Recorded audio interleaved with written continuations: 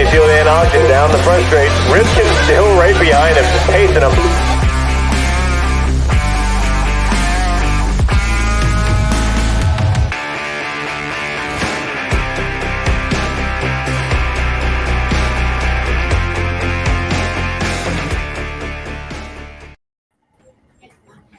All right.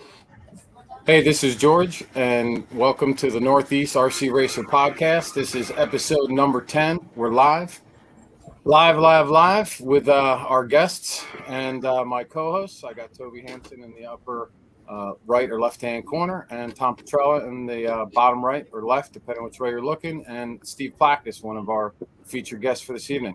What's up, guys? Thank you, guys. What up?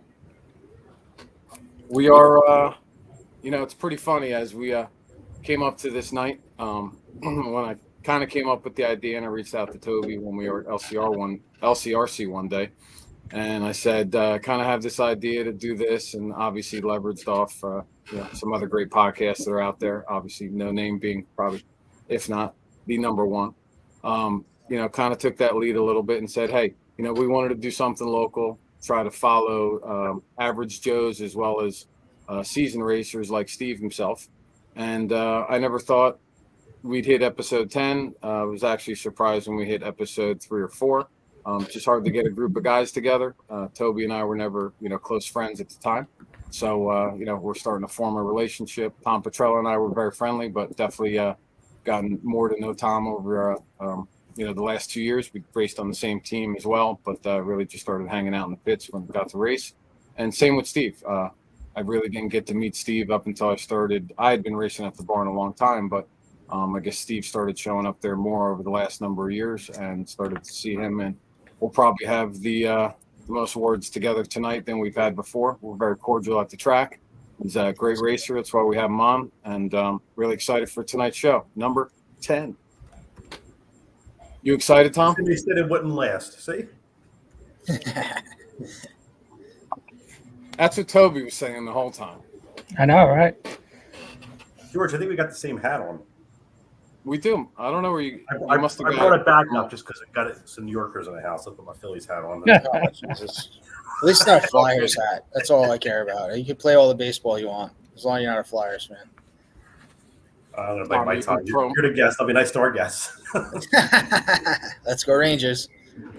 You can promo for off-road RC Racer anytime, Tom. I appreciate it. I like it. Cool, man. Other than getting into our normal routine, we're obviously going to talk about some recent racing and other events like that. But Tom Petrella, I'd like to say that you did fabulous over the last number of races, and really awesome to see you out there, not only TQing, but winning in the classes. I know Toby's going to go over it more directly, but, congrats, man. You definitely throwing down some good heat for a guy who's almost old. I'll take the compliment when I'm almost old. But I was back to reality. I was back to reality at trains. Don't worry. Steve Sure. will put me right back in my place. His beard looks way too dark to be raced in the 40-plus class. There should be some more gray in there. There's plenty of gray. You just can't see it in this light. I need some If my head wasn't shaved, you'd see it all here. I don't even know what side I'm on anymore. I do the same thing. Keep it real short on the sides. Yeah. It's great. Trust me. The last few years have been stressful. Well, you're only going to get more of it, brother. That's for sure. Especially if you keep racing and living life. But that's the great part. We get gray, we get seasoned, we get wise, we have wisdom. That's how we roll. Exactly. But I got to keep this thing moving tonight and keep it entertaining. So while we wait for our other established guest to come out, Jay Bless, not sure exactly when he's tuning in. I think actually he saw that we were probably going to call you guys in a little bit later. There's Vinny. What's up, Vin? Hey, how are you guys? What's up, This is a very fluid podcast. You just call him Dr. Ben Chandler.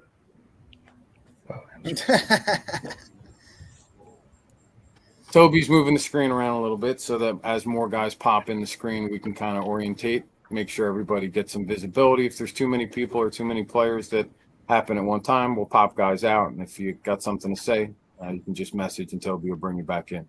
One of the things that we like to recap in the podcast most definitely is we like to say thanks to the previous guests that we had. There was some controversy calling the gentleman Average, but that's exactly what the podcast was about on episode 9.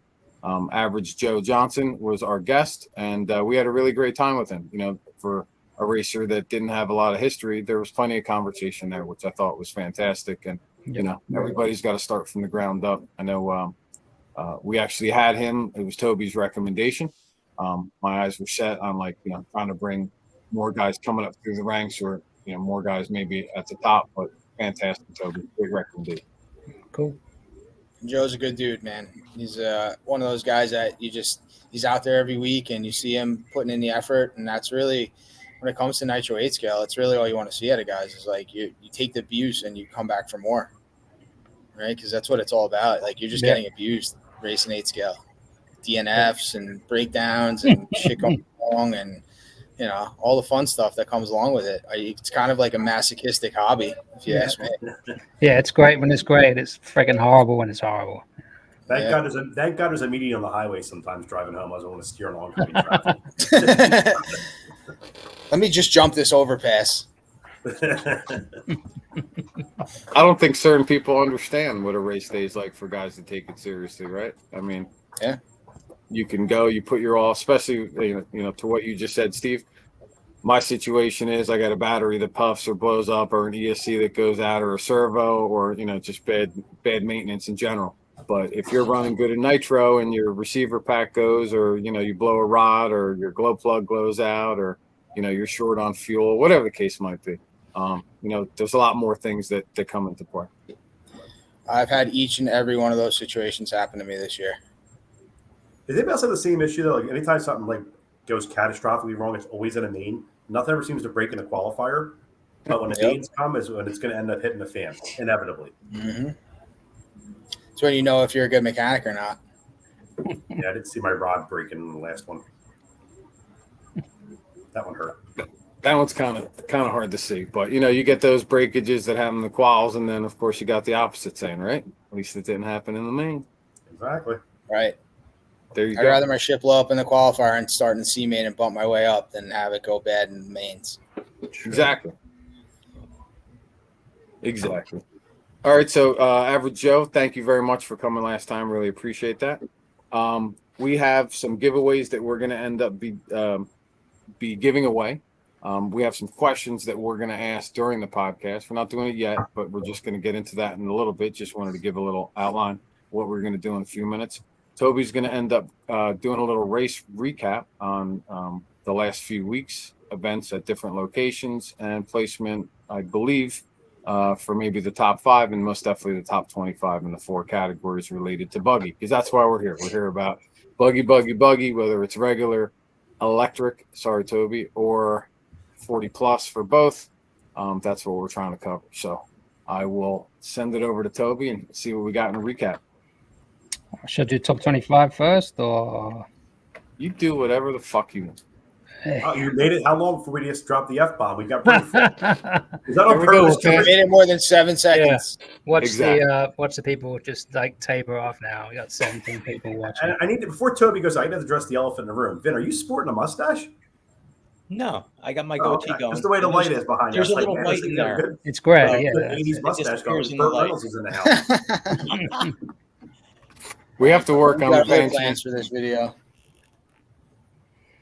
All right. So, Oh shit! I'm still in the top 10. Yeah, you are. Just Oh Jesus, barely hanging on. Scraping by. So, for those who are just seeing this, we kind of devised this semi-fictional top 10, top 25 concept a few podcasts ago.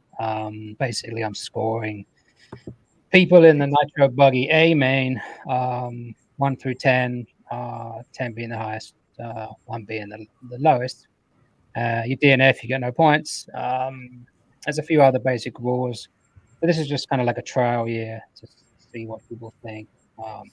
Overall, the feedback's been real good, and we're totally open to ideas to make it better, and also trying to figure out which tracks to include. I'm probably going to drop Ness out of it next year just because it's not something really everyone generally tends to participate. We can iron that out. Anyway, top 10 hasn't really changed very much. I'm just going to talk about the some of the guys in the top 10 in relation to the 2 future races coming up, only of which one is applicable. That's the LCRC Halloween race, which is I don't know, just over 10 days time. So Greg and Jason vying for first, second positions. If Greg doesn't make it or he DNFs, then Scheffler will has the potential to beat him out, and Sheff will be there, I'm sure. So it's a good battle between them two. I think Stober's got third wrapped up. I know he's done racing in the Northeast. And a decent battle between Drinks and Butters. I don't know if Brian Carter's come in. Then Carter's Finari. been MIA recently. Hmm? Carter's been MIA recently. Yeah, he has. Yeah. He must be helping his brother out race, maybe. Yeah. And then the last 3 guys again they could all beat each other out. So decent battle, top 10. Anyone else has scored. They have an opportunity to move up. So that's where we're at with top 10 of Nitro. Skip to electric. Similar looking field in top 10. Although Scheffler's not been running e-buggy much, so his score is way off from Greg, who's obviously got this wrapped up. And then it's, Carter, if he turns up again. Brett Henry's actually doing well. He has an opportunity to move up a couple of spots, maybe make it not quite going to get top 3. Alex Burns, Finari, Aiden's in there in the top 10, and Jake Hebe. So that's your top 25 for electric. Again, anyone has any thoughts, comments on that? I'm all ears. Would like to get it going for 2024 as soon as we kind of work out schedules and stuff. George, should I move on to kind of recap? Yeah, I don't know. You said you're working on a new formula for the other portion, so kind of just trying to make Cool. it a little bit more fancy. So I'd love to talk about Mako and Ness, but who the hell knows what the results were or podium pictures, because they're nowhere to be found. The final point series for both of those, so I'm just going to skip over them. So the only significant race since last time we did the podcast was the HB Days race, which was 29th and 1st of October. So I'm just going to hindered by weather. It's supposed to be Ogden and the Fuller brothers joining us, but I think weather and finances kept those guys away. So Nitro Buggy, Scheffler out on top again, although he didn't qualify particularly well from what I understand. He just got a 3, 4, and a 0, so I think he started second. Finari was TQ, finished second. Stober obviously doing well. Switching backwards between second and third throughout the race. Dylan coming up from 8th to bring home 4th, and no fear, everybody's favorite racer, starting 9th, finished 5th. If we go on to E-Buggy, looks like Aiden, right at the end, switched around with Colton. Vin, do you remember what happened in that race? Yeah. Colton had that race wrapped up, and Aiden was pushing from behind.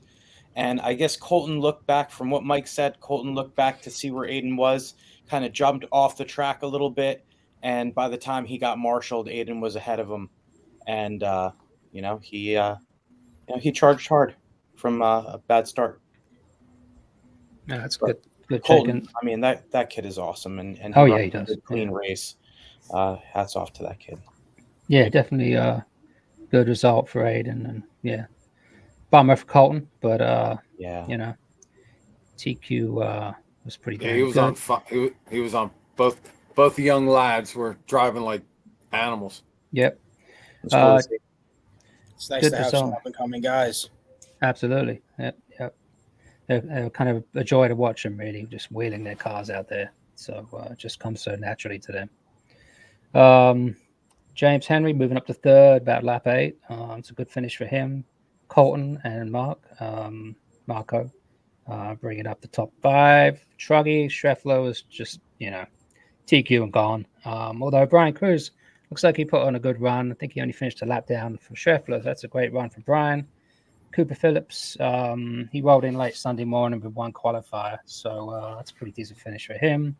Ophir and Chase coming up in fifth. One thing a notable driver I want to mention was Chase in Nitro Buggy. He actually won the C and the B and bumped to the A, although he had some technical issues. Don't think he finished.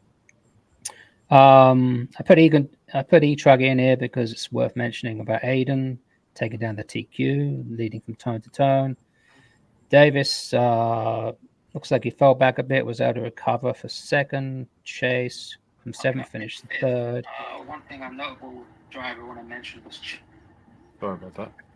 Brandon with his Traxxas sledge coming in fourth. And John starting 11th, going fifth. Lastly, 40 plus Nitro Buggy. Tom Stover taking over the lead. Plackis TQ with a flame out. Is that what it happened to you in lap 27? No. What happened to me was I glued tires too close to the race because the track was changing, and it was the right tire choice, right compound, and just one tire came unglued, so I had to switch tires in the middle of the race, and then I had a flame out. Ah, man, that sucks. Yeah. And I had four flame outs in the Nitro Buggy main. What was that? You were rolling all weekend too. Car was fast. My TQ time in 40 plus was faster than the first round TQ in Nitro Buggy. Damn. Car is on point. And didn't you have a painted body too? I did. That confused the shit out of me because I'm just looking for the yellow car. The yellow, I know. Between you and Bless. Ophir second, Tony E. That's a great finish for Tony. Getting faster. And James Henry taking down the fourth position. I'll talk about upcoming races a little bit longer as we get going here. Over to you, George. 1 second. We're trying to get Jay Bless in. Sorry. There he is. Jay Bless is. Oh, he is? There he is. Oh, awesome. There we go. I'm looking at my phone. That's why I can't see. What's up, Jay? All right, where's your hair? What hair? Everybody's gonna be talking about my head. This might be a first for a lot of people. No New York Yankees cap today. No. We did say RC stressful, see? All right. Look at guys wrenching as we do it. I'm over here drinking. He's wrenching. Hey, Drake. All right, just so everybody knows, there's a little side chat going on, right? For anybody who's watching who doesn't know. We got two great senior racers, I would call, not senior in terms of age, just senior in terms of their ability, right? We have expert class guys here. We have Steve Plackis, who I introduced before, and now we have Jay Bless, who's also joined the show. Both of these guys have been racing for at least the better part, I would say, 20 years plus. I don't know how long Plackis is, but we'll find that in a few minutes. We're going to go over basically their pedigree, so to speak, basically their history in RC based on their transponder numbers. Just going to show a brief number of, let's say, total races that they've been to, how many times they've been on the podium, theoretically also how many times they've won. As we go through that, because there's two guys here, right? Steve definitely doesn't want to sit here. I don't think he's even got the time to hear about all the races Jay Bless has won in his life. So It's not going to be that long. That time. Especially in the last couple years. You're good. And then vice versa, right? Jay at the same point in time. So we definitely would like to have these guys back in the future for a specific interview on, their overall involvement in RC and their RC racing career and, where they hang and where they play. In the interim, before we get into some of that stuff, I'm going to ask you guys to actually pause for a second because Jay came in here. Toby, you did your top 25. I just want to make sure we don't get sidetracked too much. What was the question? Did you cover the other categories in your top 25 when Jay came in? I did Nitro Buggy and E-Buggy, yeah. Or, excuse me, your top 5. I just want to make sure that I wasn't interrupting your segment. Yeah, no, I just covered top 10 mainly. Okay. We have some questions that we were going to ask the group out there. Jay Bless, you can't answer them even if you know. Steve already knows the program. Vin, even if you get one right, you're not getting a prize.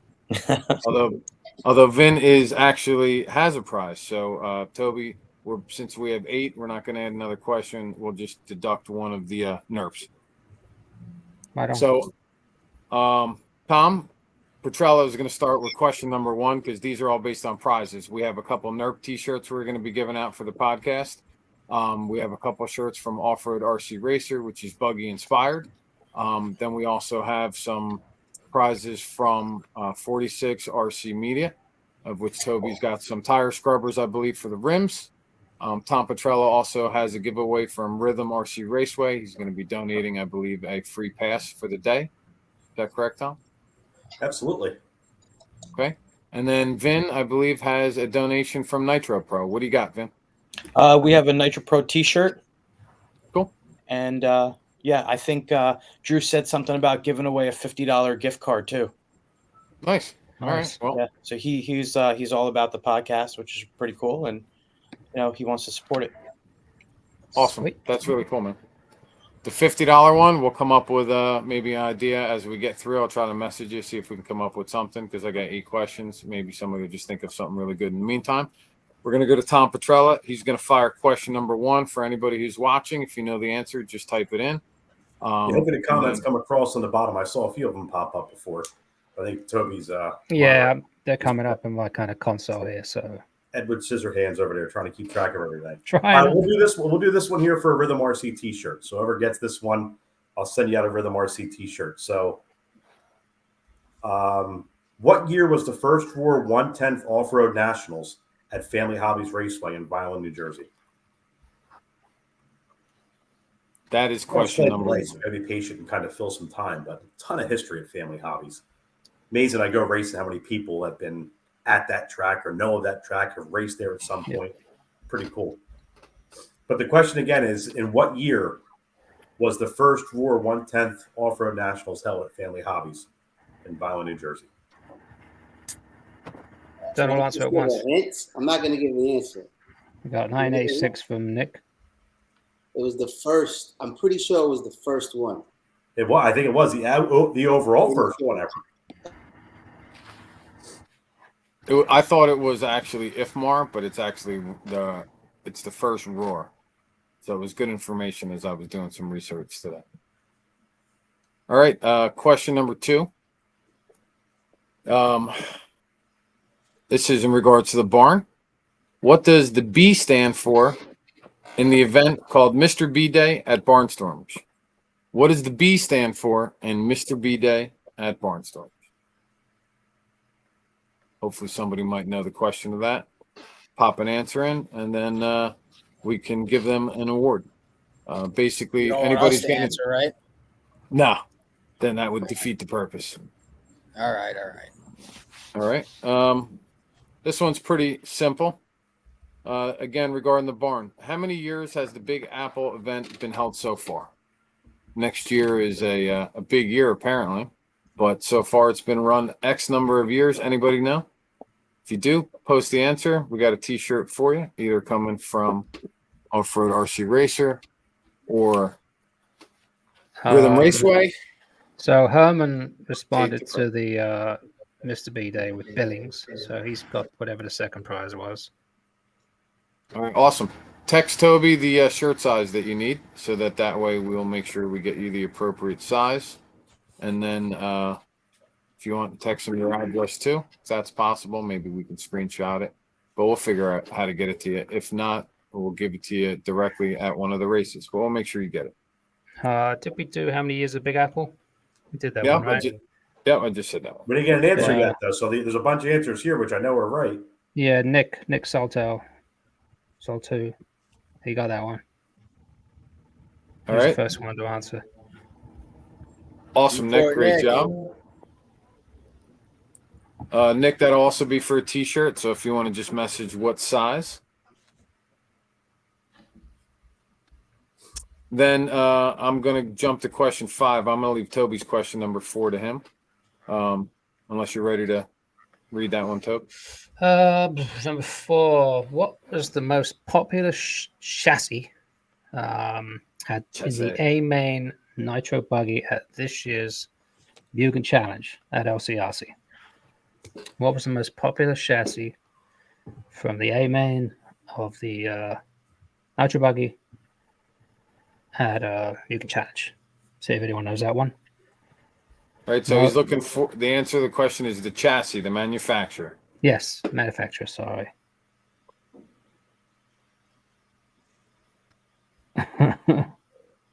Omar said Mugen. Nope. You wish. Keep going. Where are you looking at the responses, by the way, Toby? Facebook? They come up in StreamYard here. And stream. Marco. Sparko. Close. X-ray's close, like a second. Nope. TLR. There's no TLRs. Who runs that? Stop it. There's only two guys that run it, and only one of us shows up. Nope, not that. It's Techno. Justin Drinks. There it is. Nice, Justin got it. There was 4 in the A main. Van Dalen, Mayfield, Wiggins, and Farmer. no, Harmer didn't make it. Oh, he wasn't there for that one. No, it was 4. That was pros. bad. That was a bad day. Anyway, I That's forget right. what the 4th one is. Next. All right, so Drinks got that. Yeah, so Justin messaged me. What's he winning? Nice. Just message your shirt size because if we don't have enough shirts, then you'll get the next eligible prize, which is something good, either a tire scrubber or a T-shirt from Nitro Pro. Cool. But mainly T-shirts. All right. This is one of my personal favorite questions. What year?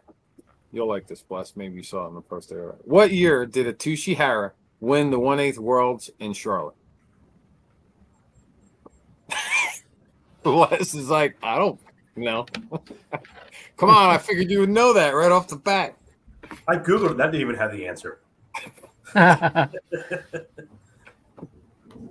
That's a good question. Anybody know? They're saying the car. I'm seeing HB. I don't. It's the car he ran, but Yeah, HB is what he won with, but what year did he win? In Charlotte, North Carolina. I was surprised to see it was in Charlotte. I wasn't. Come on, guys, just guess. All right, it's not New York City. All right, we'll go to the next question. If somebody heard that one, then they can chime in. If not, then we'll leave it hanging. That's a good one. What is the name of the first track Rohan had in Long Island? And I'll make the prize for this one. If not just the acronym. If you get this one, I'll give you a free I entry. was there today. That's crazy. No, you aren't. I really was. I was out there pumpkin picking the other day. I was like, my girlfriend. I was like, there used to be a track right here. What a shame. Right. Anyone know it? Yeah, Corey Williams got it. Oh, Nick got it, There I you think, go. first. Oh yeah, right. Sorry, Nick got that one too. Double winner. Nick can't win. Sorry, Corey.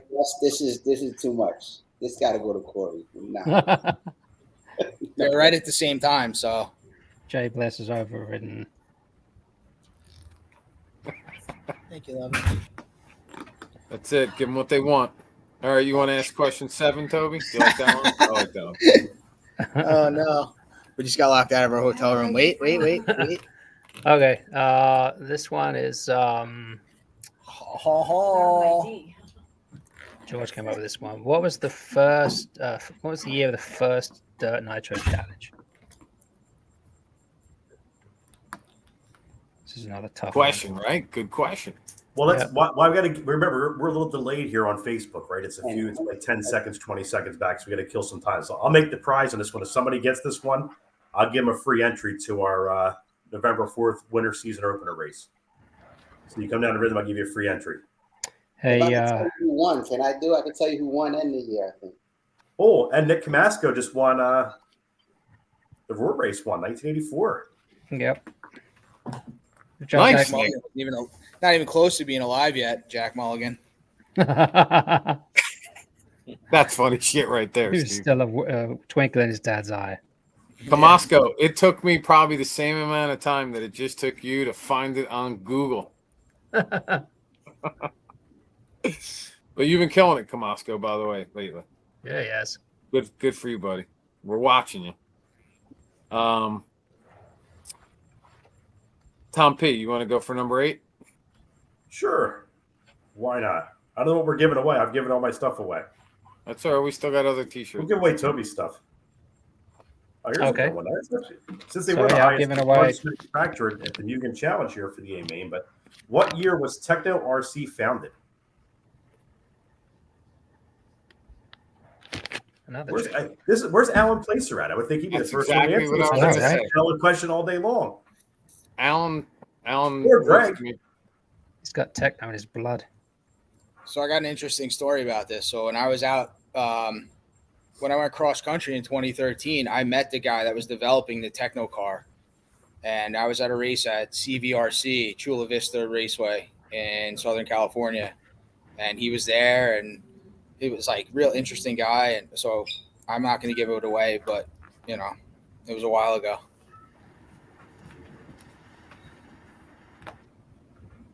Yeah, we got Anyone? Frank Page Jr. got it. 2005. That's right. 2005. All right. All right. I believe that covers all the questions. Toby? It does. I keep don't know if track we have of who- answers for them all, but Yeah. Top 3, 4. Yeah, I think we've got most of them. We'll have to go back to Go review back it. and double check. Yep. I know Nick got Roar. Plackett should be And happy to Nick's know the still- Phillies won too. The what? The Phillies won. Oh, great. Good thing I'm not a baseball fan. Going As long back as to it's the not the Phillies. Flyers and the Rangers, I don't care. I'm happy All right, for well, you guys. Nitro Pro definitely is one of the T-shirts given away, so I will say thank you to them directly. They're actually the first sponsor to actually provide something that is actually an RC manufacturer. So thank you very much to them, and thank you, Vin, for reaching out to them to have a little raffle. Toby, do you have the screenshots that I sent you for the 2 racer profiles as we Yeah. get into our guests? Yes, no. I do not. Keep talking. You got it. So, basically, what we're going to talk about tonight, now that we've gotten through the giveaways and shit like that. Basically, I was talking to these 2 great racers, Jay and Steve, and originally we were wanted to just bring them on, and we were going to have a conversation predominantly about, let's say, the barn where we all race a lot. And then while I was messaging with them, the conversation just started to go into another direction, and it was a larger conversation with 2 varying opinions about how maybe the race day should be scheduled, or the overall opinion of how the current race format is being held. There's a lot of conversation that's happening in the pits lately, especially among the older group of racers, anybody over 40 plus. That seems to be the biggest classes now. But it's a situation I think that's happening probably post-corona, which is, are there enough club races? Is there too many? Some tracks aren't holding them as often as they were before, whether or not it's participation by local guys or not, to help the track succeed. Or there's 3-day events that are now happening much more than there were before. So is the migration now to more of a 3-day event kind of format, and there's less club racing going on. So guys have more racing when they do race and less traveling. So that's where the conversation ended up going for like a good 15 or 20 minutes back and forth. And then I had some time, obviously, before we put the podcast together. And I was talking back and forth with Toby, and I said, ultimately, when I reached out to both of these guys, probably excited, maybe had a cocktail too many one night. And I was like, oh, I think it was a great idea for both guys to come on. But in the end of the day, each one of these guys is so accomplished that we're not looking to have one guy listen about the other guy's stories. They know each other. But I think there's a lot more value here in hearing their opinions of where the race format should go.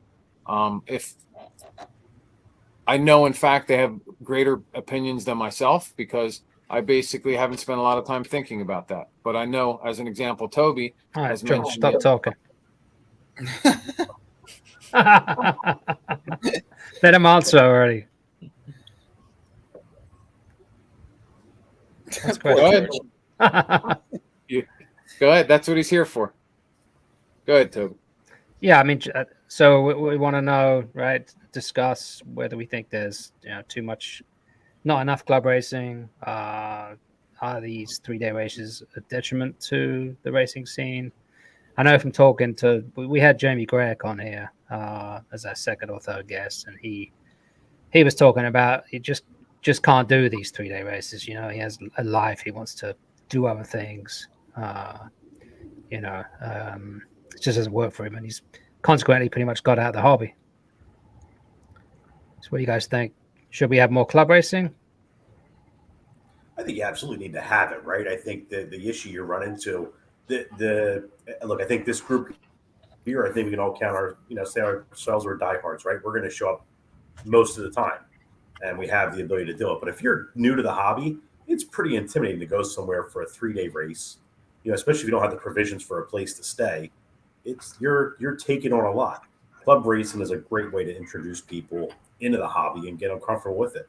And as even Jamie said, not everybody has 3 days for it. It kind of sucks getting home late on a Sunday, unpacking your stuff, and getting up and going to work first thing Monday morning. You guys unpack your stuff on Sunday nights? Yeah, the motor's got to come out of the car. It's got to get oiled. Take it out for the next race. My shit gets rusty just sitting there. Yeah, personally. Hey, you're on mute. Bless, you're bless, you muted, bless. I'm sorry. How you guys doing? I'm blessed for anybody that doesn't know. We know. Been racing for 30-something years. Getting beat God, by you're old. Half of that. But yeah, I think that the race format is a little bit extreme when we do these 3-day races, and we have literally, I think it's like 7 or 8 classes. Coming from back in the day when I raced, when I first got into Nitro, it was maybe 2 classes. We ran long 45-minute mains. There was F mains, and we would, it was 15-minute C mains, long B mains, and we would still leave in the daylight. But now it's like there's 8 classes, and all you're doing is waiting online and going up and down the stairs, and you might run for 5 minutes. So you're literally getting less run time, and you're spending more time, 3 and 4 times the amount of money, because you got to get 2 and 3 and 4 cars ready. I just think it's just too much. Like Jamie said, I think we could do the same thing, have more fun in 2 days. But I know that everybody's not going to agree, but I think that the burnout will be less. Like, people burn out like this, I think. And then, like Jamie, you just can't do it. But I think anybody could take off. Like, you're not taking off. Most people aren't taking off Saturday and Sunday. But to have to take off Thursday and Friday to go race, like, whose mom is going to let them do this? I don't know. But it's only your dad has to be like diehard RC to let you take off school. Yeah. To go play with the car. And then you got to be like diehard, seriously, take off work to go race your car. So I think if it's like that diehard, race motocross. Go get a sprint car. Go do it if it's that serious. But I don't know, that's my thing. You're talking about a much different cost in weekends too. I know. I'm just saying. Like, well, that's a similar. I think RT should be for the layman's, for the regular working mom. So if I can, I'll just interject right there, and I think you're right. There's a place for everything. So as far as the kids go and all that, yeah, we missed the last LCRC race because we had schoolwork to do. We're gonna miss this weekend, trains and lanes, because we have schoolwork to do. Right. Oh no, you're not. It's gonna be rain anyway. Well, this guy. Anyway, regardless of that, we have schoolwork to do. So, during the summer, I love the 3-day. I love camping out. I love hanging out with everybody. Even if it's trains and lanes, I get there early because I'm setting up and doing everything. And I enjoy that time, that downtime before the racing gets serious. It just prolongs the whole It makes for a good big event. But at the same time, the one-day club races are great because, like you guys were saying already, new guys can get their feet wet. They're in and out. It's not such an intrusion on their weekend. And yeah, who wants to take off? I mean, I can't keep taking off of work, and the boys definitely can't take off of school if they want to do well academically. So there, at some point, you have to draw the line and pick and choose which ones you can hit and which ones you can't. So anyway, that's my take. Motocross, same thing, man. We're prepping. And there's also the summertime races too, where like a 3-day weekend isn't such a big deal for kids. Right. I mean, the kids are one thing, but it's adults too responsible. It's tough, to really want to race. But it's like, man, if I want to compete, I got to get there and practice on Friday. Wait, I got to practice Thursday too. Like, what am I going to do? Go to work 3 days? It's just like Jamie, you just can't do it. And there's other things like, I don't know. I think they, even the club racing, we go club racing and it's the whole day. You are so tired. Like, I just pass out after racing. I get in the shower and you know how many times I just wake up like butt naked, like, what time is it? Did I do it? Like, no one needs to know that. It's too much. It's just like, I look at people that play golf. They'll go golfing in the morning and they can possibly be back home in the morning too. Or, you know what I mean? It's just like, I don't know. I think we should just, we just got too much. There's too many. There's e-buggy, e-truggy, nitro buggy, nitro truggy, 40 plus. Oh my goodness. And then, then it's I just thought Jermaine's comment come up. I thought that's, a good point, right? On the 1-day races, eliminate the 40 plus races on the 1-day races. And quite frankly, I mean, look, not every these guys make D-mains. I like to run 40 plus, right? I compete better there. And for me, I have the opportunity now to race a 30-minute race instead of probably an 8 or 9, right, or 8 or 10-minute race if I make the C in the other type of one. So maybe you have to make the rounds more equitable. So maybe it ends up being, hey, any lower main is going to be 15 minutes, and maybe you do 25 minutes for an A main. And this way, now you put everybody in one class. You don't feel like, oh, I've got to run 40 plus if I want to have the opportunity to run a 30-minute nitro main. No, I totally agree with that concept. And actually, if you get rid of the 40 plus, if you get rid of all of the extra classes, then you'll have time to do that. You could potentially run 20-minute lower mains. It's just all about time, because when you add a class, you've got to add the downtime and the uptime for that class. Right. And then not just the 6 minutes. Yeah, you're constantly adding this over and over again. I think every main should be 20 minutes in nitro. And I kind of think we gotta let something go. If we got e-buggy is real popular. Everybody's gonna be mad. A lot of people. I think we should just let truggy go. Just run buggy, e-buggy, and that's enough. And it's so much racing. And maybe have another day where there's truggy, but we didn't have truggy this weekend at the barn anyway, or nitro truggy at least. Truggy's kind of dead.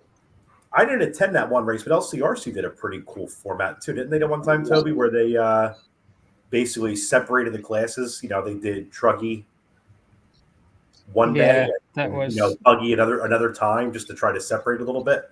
Yeah, that was the too, right? But AM PM race. I think they did it last July, which is pretty unique format. Where you pick. I think I didn't go to that one because I was having my issues, but I think that was the concept. Was you could pick an AM or a PM or something. The classes were divided up, something like that. What about the elimination of qualifying? I think we qualified too long too in order to take. If we wanted to take this thing mainstream and be more popular, we got to fix the qualifying system. I like it. Trust me. I grew up with that. You try to race for 5 minutes without crashing. I love it, but I will spend the whole day qualifying, go home, and somebody will say, well, how did you do today? Did you race? And it's like, well, actually, I didn't race. I just, what? I think we could figure out a format that's more exciting, and the results are going to be the same. Like, Schreffler is there. He's going to be at the top. It doesn't matter how we start. You know what I'm saying? It's just but it's so hard to change. So somebody would have to come in and like have a race with a different format, and then people just love it, and then it kind of slowly catches on. But who's the guy to do that? I don't know. Right. It's hard In order for that to nitro races. Sorry, George. Go ahead. in order for that to happen, right, you got to have momentum of a conversation. You have to have at least somebody putting an outline out there that says, hey, that makes sense. No, that's stupid as shit. Right. And if it makes sense, then you have to have somebody that's willing to adopt it. So I don't think you're actually that far from the concept, Jay.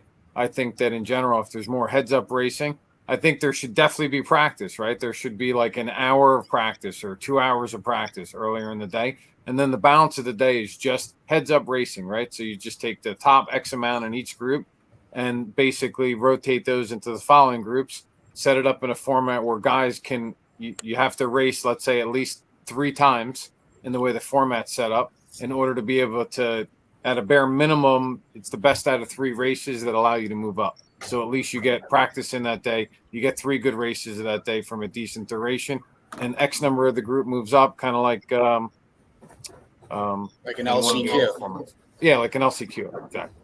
Yeah, I think Hey. that's a good idea. I think Hey, there's many different formats that we could come up with, but I just think we just got to start trying shit. Hey, I George. kind of agree with Bless. Like when I first started racing, it was nitro buggy, nitro truggy, and both classes were packed, and you had down to it in F main, and everybody raced, and wherever you finished, right? And you bump.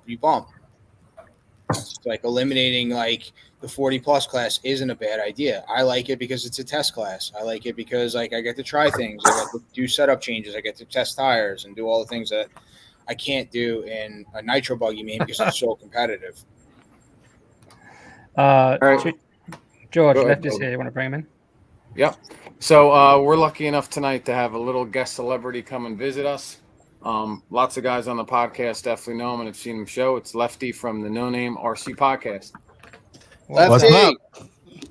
There he is. What's going on, everybody? You got Bless going off it, wrenching on his TLR, the last TLR driver standing. And There's 2 on here. Hey, we got oh my gosh, Number 1 and number 2. TLR guy standing.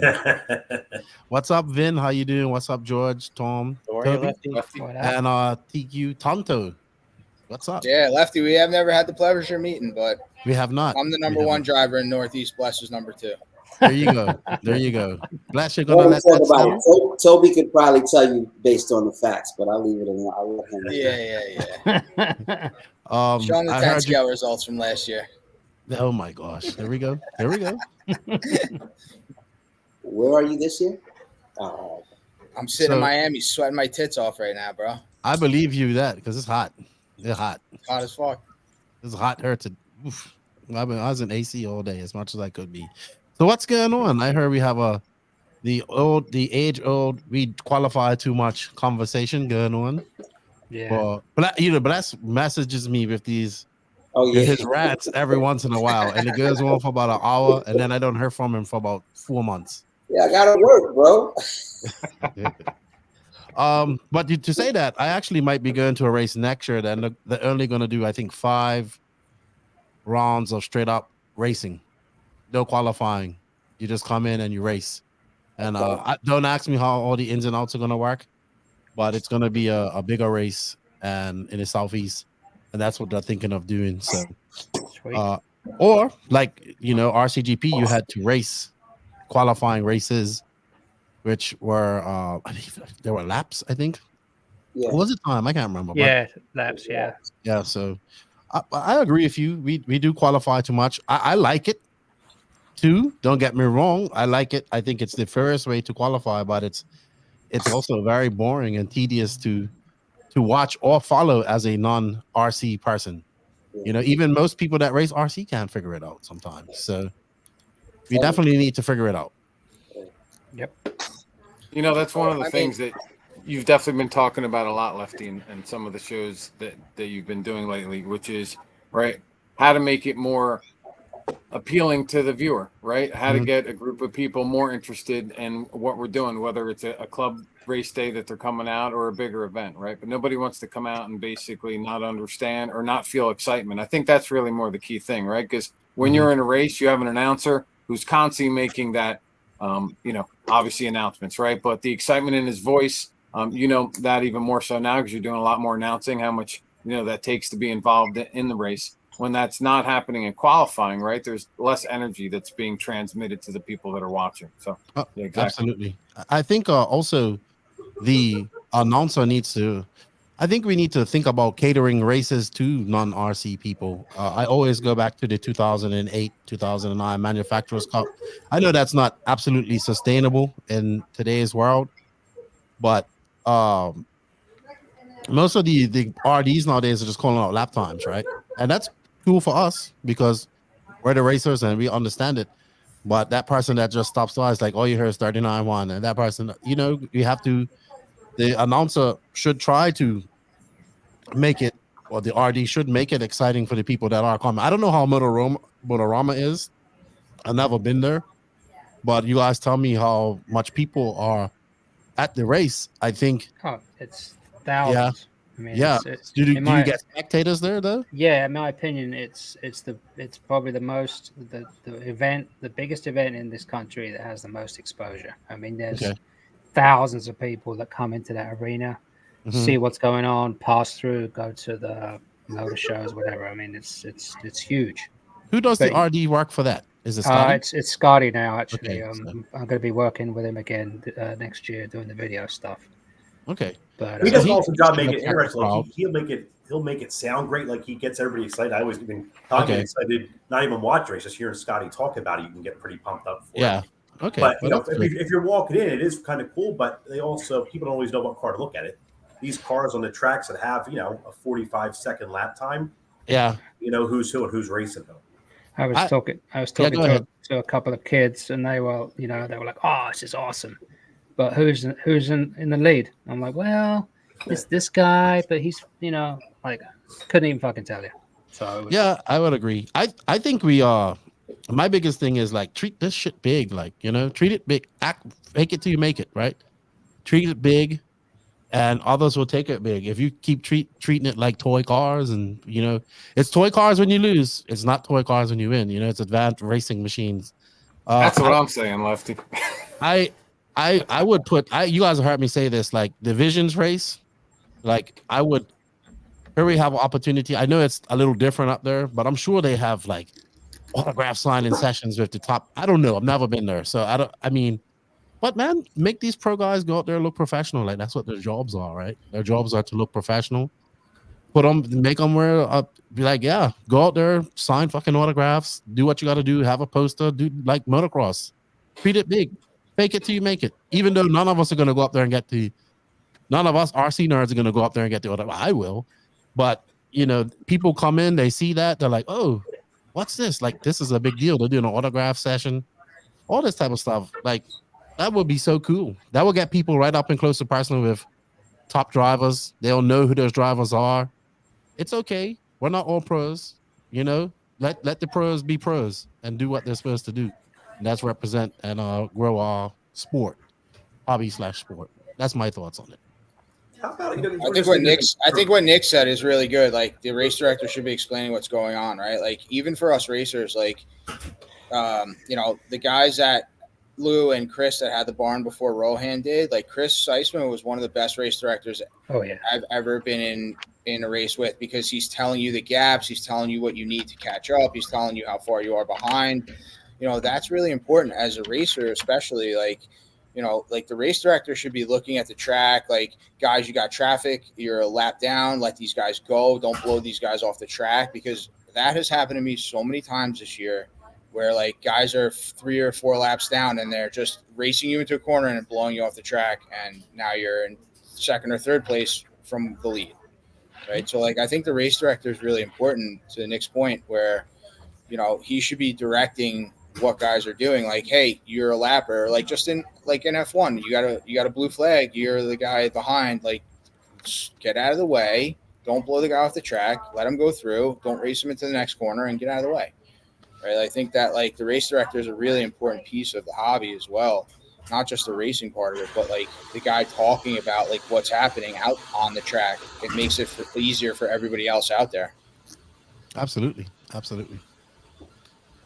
In a One big day professional races, setting, multi-day for sure. races. In Okay.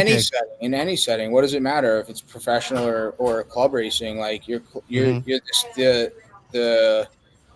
the feeling is still the same. Like you're in battle for top 3, and you got a guy that's in 9th place that just drives right through you, and now your top 3 chances are gone because some guy just doesn't know how to drive their car.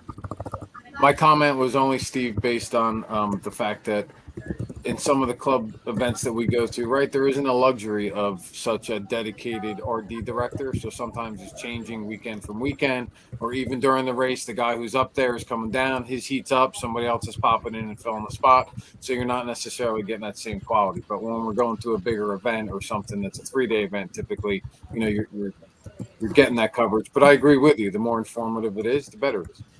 They should be on top of it no matter what the race. Every main, they should be like, all right, guys, these are your leaders. They're coming up on you. Like, get out of the way, right? If you're a back marker, move over.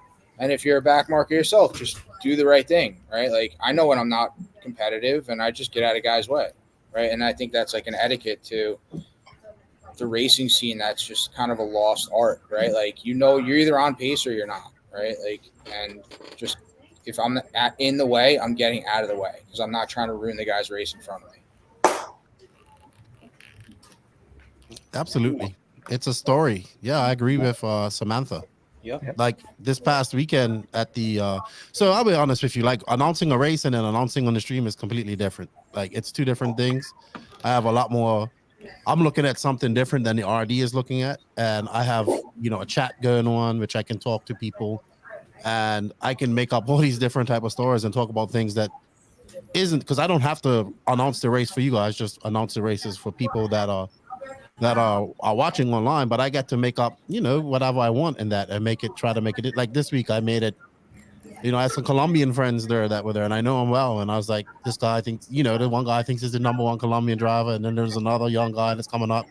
So I try to make it exciting for the online crowd of things, because it's also a series race, so that's why I'm a big fan of series, because it allows things like that with points going into a situation and into races and all that stuff. So RD announcing what I do are different things, and good RDs are worth their weight in gold, man. They do so much work, they do so much, right?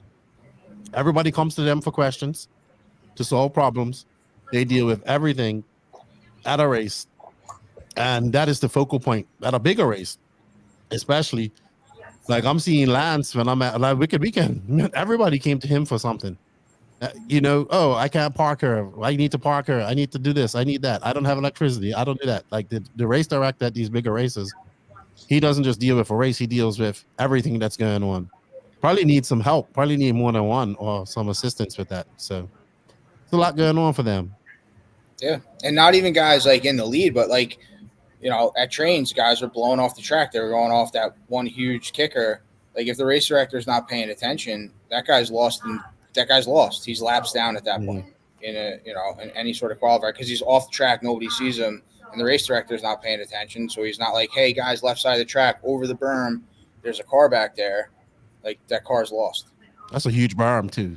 That was a huge berm. Yeah. I saw that track this past week. Did it work like a proper berm? Was you able to go up there and go full tilt? It's good, but guys went off the back of it, and if the race director's not paying attention to it, nobody knows. That's where I'll be, off the back of it. Guys are out to lunch when they're marshalling. That's definitely where I would be if I was driving that track. Off the back. Off the back. I'm lucky. Yep, that would be me. I think one thing that's missing, I'm pretty sure I'm like the only person I'm probably the only person I know that has actually done this. And has what? Has actually done what I'm about to say. And it's truth be told, because I started racing when I was a kid, and my mother said, before you put your car on the track, you've got to read the entire rule book and be tested on the rule book. So she made me read it in the hotel room and then tested me on it. Really? So yeah, I've never read any rule book. I don't even know if the road director has sat there and read the entire rule book. So nobody knows the rules. So when there's situations, people just don't even know that they might be doing something wrong, or or what. And I just think that it's the only thing I've done where nobody knows to win. But that Like, comes that's from, the series. well, also what Tanto was talking about. That comes from the lack of having a proper federation for many years, and you need to learn how to race properly on a club level, right? So yes, the RD should be calling traffic, but guys should learn. Hey, I'm on my own clock, especially in qualifying. You're on your own clock, so you don't need to race anybody in this. And I think it's come down from just over. I'm gonna go right there. Like you look at European racing. Yes, they have bad habits too, but it's a little bit more organized, and they kind of know that rules are rules in situations like that. So it comes down to the Wild West, which is American racing, which we can all agree that it is the Wild West because there isn't much organization at the races. So Great Britain is people, the Wild West too. Yes. excuse me, Great Britain is the Wild West too. FYI. dude, they have more rules than anything. They have more rules than anything. But I think that's where it comes, right? People have to learn proper race etiquette, and I think that's been lost in translation over the years with people. And it can be traced back to a lot of things, but I think just not having a proper federation to enforce rules, and there are people coming into RC that never had to deal with any type of federation, so they have no idea how things are supposed to work. They're just out there racing and learning from the local people that are there, and then maybe they forget how it all goes too. So yeah, it's a lot of things going on. I actually think I'm gonna just say it. I think Raw's on the right track right now, and it's gonna take some time for them to get where they have to go. And we kind of just have to support that because they're doing better than what they've done in the last few years. That's for sure. So Is the qualifying format in Europe the same as it is here? yeah, IFMAR style. Right, so everything's still the same, boring qualifiers and then leading up to the main, right? Yeah, but they don't have the classes we have at all. Like not even like, okay, so when I was in the Netherlands, nitro buggies, that was all that race that day. And so it might be truggy Saturday, buggy Sunday or something, but there definitely wasn't two classes in the day. When I was close with the guy who was the head of the federation over there. And he said, you know, some dads use the same engine in both cars, or they've got two sons, and how are they going to afford all these engines? Mm-hmm. Also, there was regulated tires. So like the beginning of a year, each company would submit or whatever 2 tires. So like Pro Lines were the whole shot of the blockade. That's it. So you had 2 tires that you went to the track with. Basically, you decided, most people decide what brand they're going to run. That's it. And it just made things so simple. Whereas like now, if I'm running Pro Line, dude, you go on the track with blockades, whole shots, buck shots, slide locks. We could keep going. And then multiply that time to compounds and then try to figure out what you're going to run. Man, you're spending $1 million and you didn't even, and you still might not have the right tire. Which, you know what I'm saying? So they definitely have things a little bit simpler than us. I think we could learn a little bit of things from them when it comes to that. Yeah, they just had, that's Buggyland race. They had classes because they based it off American style. But that's a rare thing in America. In there, they might have a novice class or something like that there. Yeah, no. They got pro and intermediate. Yeah. But you got to earn your way into the not pro, the expert class. Mm-hmm. You literally have to, or you can't just pop out and get there. Yes, unless like you're proven, like they know, like all right, well, you don't belong in the beginning class. But Tom Petrella has a statement. Plus, if you think about it, like when we were running at Long Island Raceway back in the day, it was 19 turn, and then you started winning 19 turn, and you moved to mod, right? And then you were a mod guy, and you moved out of the way for the mod guys. Eventually, you got faster to compete, and you were a mod guy, right? Like, so it wasn't like you just ran mod; you worked your way up through the classes. Yeah, you could. They did not let you run mod if you didn't earn it. Like, it just wasn't happening. Yeah, you have to get like a F1 license either, right? Because then you're in the way. Exactly. You're a plug in the mod A main. Like you're 3 laps down in a 5-minute race. Like, what are you really doing? You're not even on pace, right? Like mod A main, you should be on pace with the top 10 drivers. Like you should all be on like at least the same lap or 1 lap off. Hey, Vinny. For a guy that has a lot of experience in motocross, right? You obviously were heavily involved. You're actually an instructor for motocross too, right? For instructor for road racing, but I do Road teach racing, I'm sorry. motocross as well. Yes, you're right. With your experience in both, could you see how could be a difference in the format from maybe the racing segment and the different type of racing? I mean, I thought RCGP was really cool with the gate starts. That was pretty sick. But me too. I thought that was awesome. that was yeah, really awesome. I mean, you know, I'm It's exciting. I'm, You know what I mean? I'm upset I missed that. And I did that one year at Thunder Alley. It was a fucking nightmare. I was at Thunder Alley in like 2013, 2014, and guys would just drive right through you. Like with an RC car, it's different because you're not in it, right? Like, so nobody gives a shit about flipping you off the track. Like when you're on a motocross bike, you have bodies and injuries and people to worry about. You know, an RC car, nobody gives a shit. Although, if I remember watching the RCGP, wasn't that where Born Horse Key was? He was the only guy that would let up right coming into the first turn. Everybody would pile, and then he would take the turn. It took him a while to kind of learn how to do the gate starts so that it wasn't just a shit fest, you know. And they'd actually designed these, you know, these gates that were there's two layers of gates, but I mean everyone went up at the same time, but they kind of got better at it collectively. I mean, all the pros were doing it. I mean, there was only, you know, 12, 14 pros, but they did a round with us plebs as well, and it was fun. I'd like to see put it somewhere, but it's not easy to do. In Bermuda, that's all we had was gate starts. Nice. We still do because it's just not enough people. So one guy up there, you know, to start, and you go. Bless, you're muted. It keeps You're me gonna talk. himself. He's wrenching. You want to hear his drill? There he goes. So Tom's question about the clinics is something interesting. Should sponsor drivers new racers in, right? We're talking about trying to get back to single day races. We're talking about, you know, the bigger races. I think everybody should be trying to help out these new races, right? Instead of, you know, the most common thing I hear is like, you know, I watch a lot of that guy Kevin Talbot and MSN and those guys are all bashers, and they're all like they all kind of say this. Even though Mark Santamaria, he races, but he says the same thing. A lot of these basher guys are very nervous about coming to a race because, you know, we're RC nerds. We're too busy. We want to brag about our $5,000 car with titanium, everything titanium, and you know how much this engine costs and why we need all this type of stuff, or whatever. We're just in our own world over there trying to win or trying to do well at a club race. I think that I'm just laughing at the comment that you made. Me too.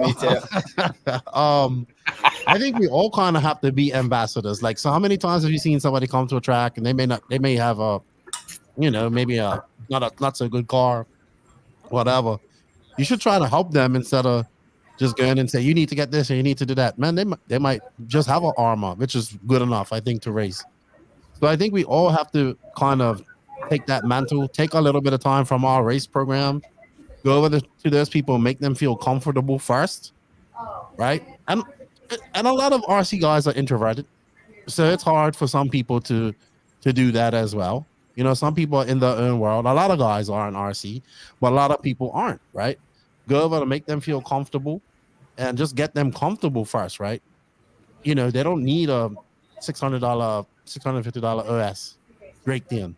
They need that car that they have right there to be able to go around the track that they have. So help work with what they have. Maybe tracks need to do some sort of novice class where you run whatever that you bring. But then we can talk about clinics and all that stuff later, because that's later, right? And that should be just the basics. Because JQ always says this to me. But the first thing he does whenever somebody brings a car over to get unfucked is he just does all the basics, which is set your endpoints, set your linkages, make sure all your camber links are everything. And you'd be surprised how many guys who have been doing this for 25 years and they are mechanics come over and they have little things like that wrong. And that can really, in Nitro especially, it can mess up your day. So I think before people start getting into setups, they should get into just basics, learning how to get around a track, learning how to fix things, learning how to have things done. And I think that starts with us, right? Now, if you want to get to driving clinics and setup clinics, yeah, if you're faster, if you're a good driver and know what you're doing and you can do all that type of stuff, then obviously, yes, it's a thing. Now, if you're going to be a pro driver and you're offering those things too, that's a great thing. It's for us who want to get better, right? And want to learn things that we may not have noticed. I mean, definitely, I think I've never done one of Drake's walkabout things, but I know we did. We went down to South America and did a whole bunch of invisible speed stuff, and a lot of it was just simple as that. Having a theory day where we talked to people, looked at all their cars. Not me, I don't do all that. I just watched and took video and translated when needed. And Robert and JQ would fix their cars. Then we went to the track the next day and we put cones out. We just made them go around the cones, like in between of the cones. Made it fun, and people learned a lot of stuff as well. We set up different things. So we took all the droop out of their car and made them drive it. Then we put all the droop in their car and let them drive it, or put so much camber in their car and go back, just little things to show them that people learn the difference. I mean, it's only, we have like 20 people, so it's kind of hard to do that in one day. Does this all circle back to just us not having any club racing anymore, right? So there's nowhere to learn this. Everyone goes to these trophy races and think, oh shit, I got to win my 50 cent party store trophy. They're not really learning anything in the process. I think one of the things that I do, and not only just for my team, like George was there at the last race too. We were working together. Is I just keep this LCRC setup board on my pit. I keep this little JC camber gauge, this JC ride height gauge, and like a couple turnbuckle gauge, tools, and I just leave it out there for everybody to use, and then I'll come over and like, hey, what are you working on? What does the car need? What do you need out of the car? And we started discussion, and we talk about different things and different things to try. And especially if it's an AE car, I have a setup sheet that's laminated, ready to go for that track. Like, hey, try Dylan's setup sheet.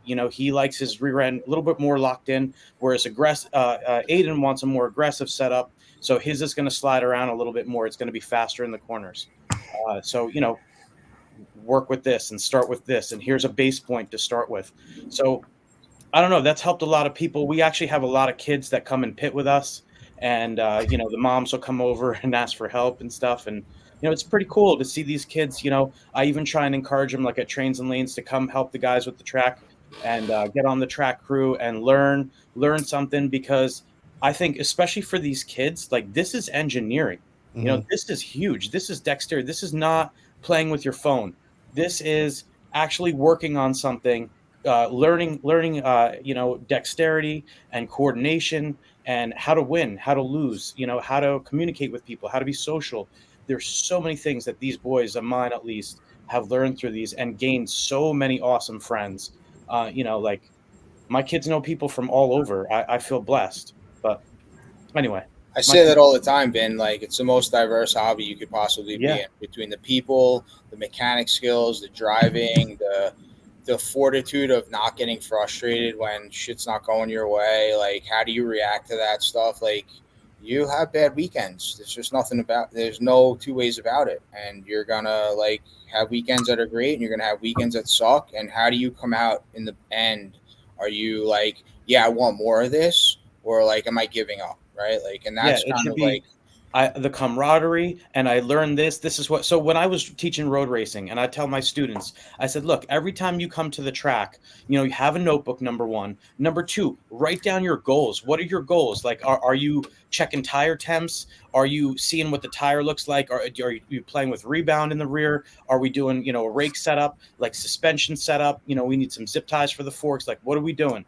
But set some goals. Like, what are we working on? Are we working on vision, getting off the bike? What's going on? So same thing with RC. I tell the boys, all right, get your setup after every race. Put your setup sheet together. What did you guys do? Write your notes on the back. What changes did you make and why? Why did you make those changes? So they can go back, look it over before the next race, and they have an idea of where they want to start and perhaps what changes they need to make going forward. Well said. I think that's good. But I also, I don't know how it is up there. You up there in the Northeast, you guys seem to race quite a lot. Well, during the racing, when you have the weather, is it all big races, or do you do any club racing up there up in the Northeast?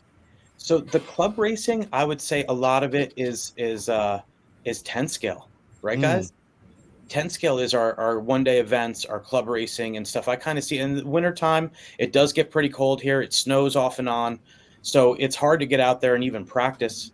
And then where to practice, which track is maintained and groomed in the wintertime is really tough.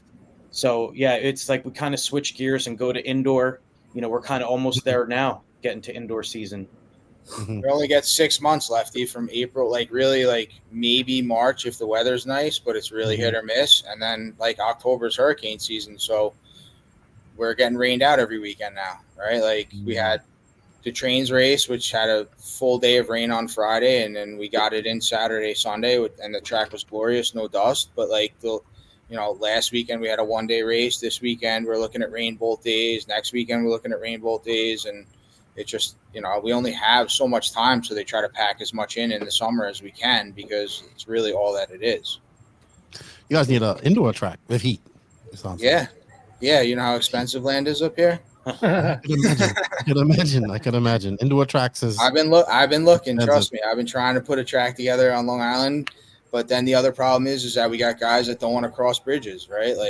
I got to cross a bridge every time I go racing. It's tolls, it's gas, it's hours of driving, and I show up, right? And it's if I build a track on Long Island, a guy's going to come from Pennsylvania, New Jersey, upstate New York to deal with not only Long Island traffic, but the possibility of the weather suffering.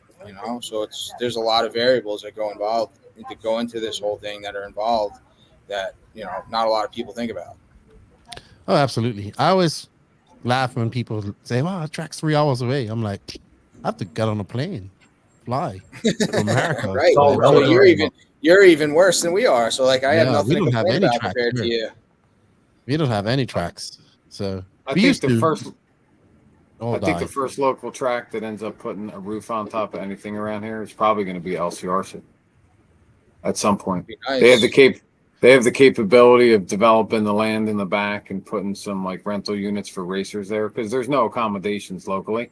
There's just the worst places to stay around there. So I could see them doing some cabins in the back or some just efficiencies or whatever to get guys to stay on the property, pay the money to do it, and then the mold in the Motel 6 is unbelievable.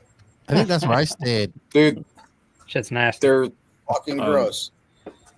And I played hockey my whole life. I've stayed in shithole hotels, rinky-dink places. I've done, I've been traveling my whole life for sports and things like that. And then, you go racing and you're like, I just need a place to sleep. But then there's mold up and down every wall in the place. You're like, maybe I shouldn't do this. Oh, I'm staying in some bad hotels. I worked for JQ, man. There was 2 stars and above. 2 stars and above, and we read the reviews. Reviews were 50% good or bad. We would risk it. So, been exciting. Yeah, some janky places out there.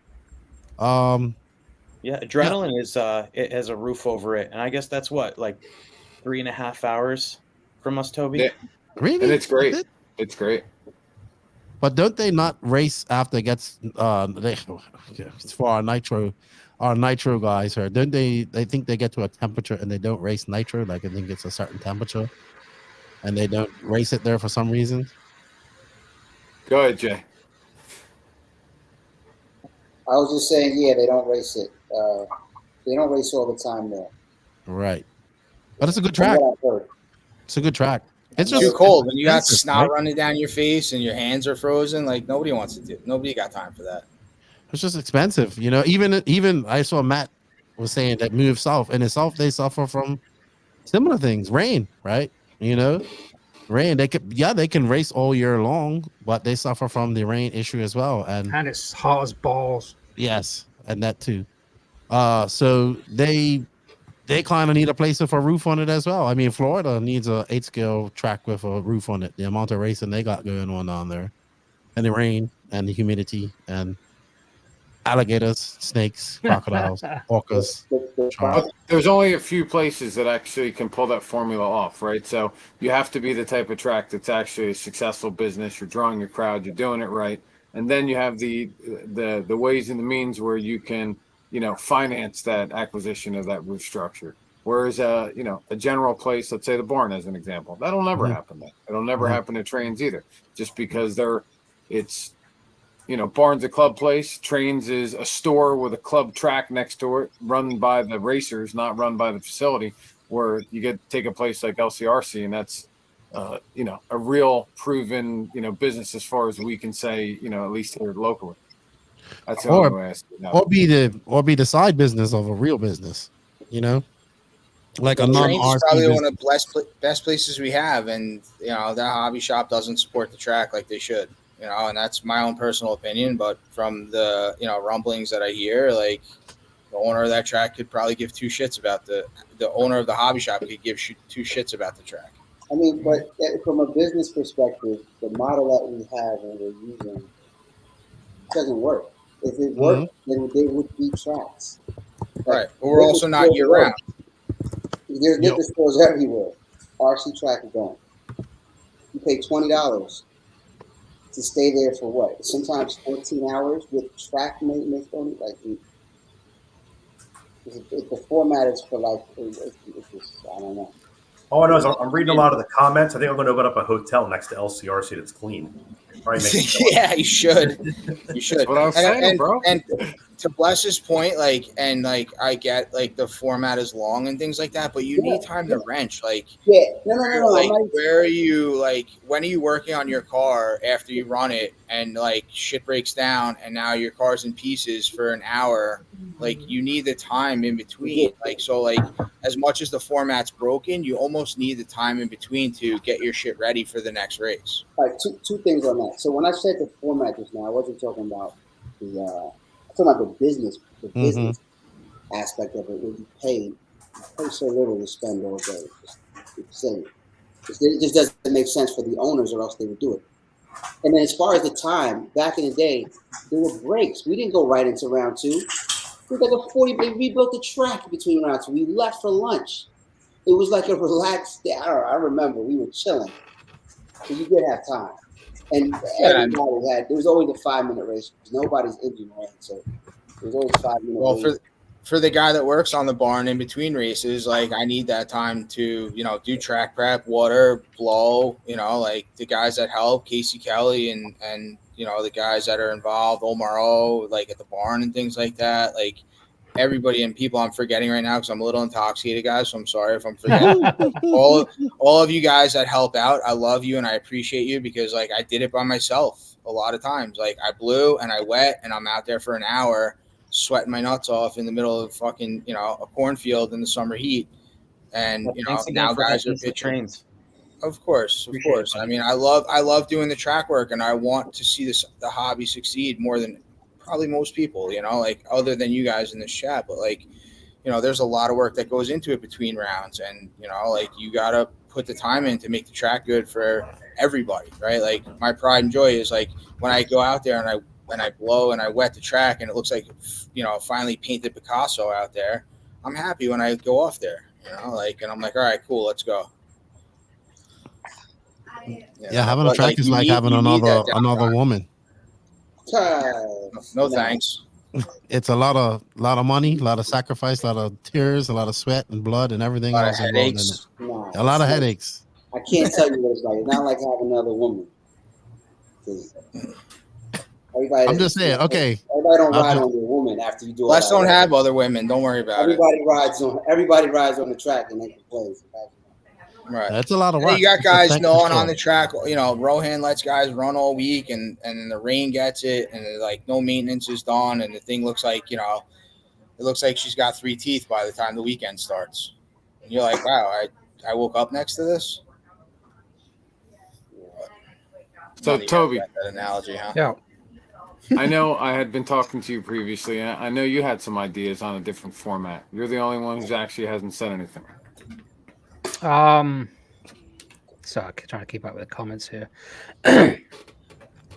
Yeah, I mean, in my opinion, we have too many classes. One thing that we lack compared to, let's say, the UK is a ranking system.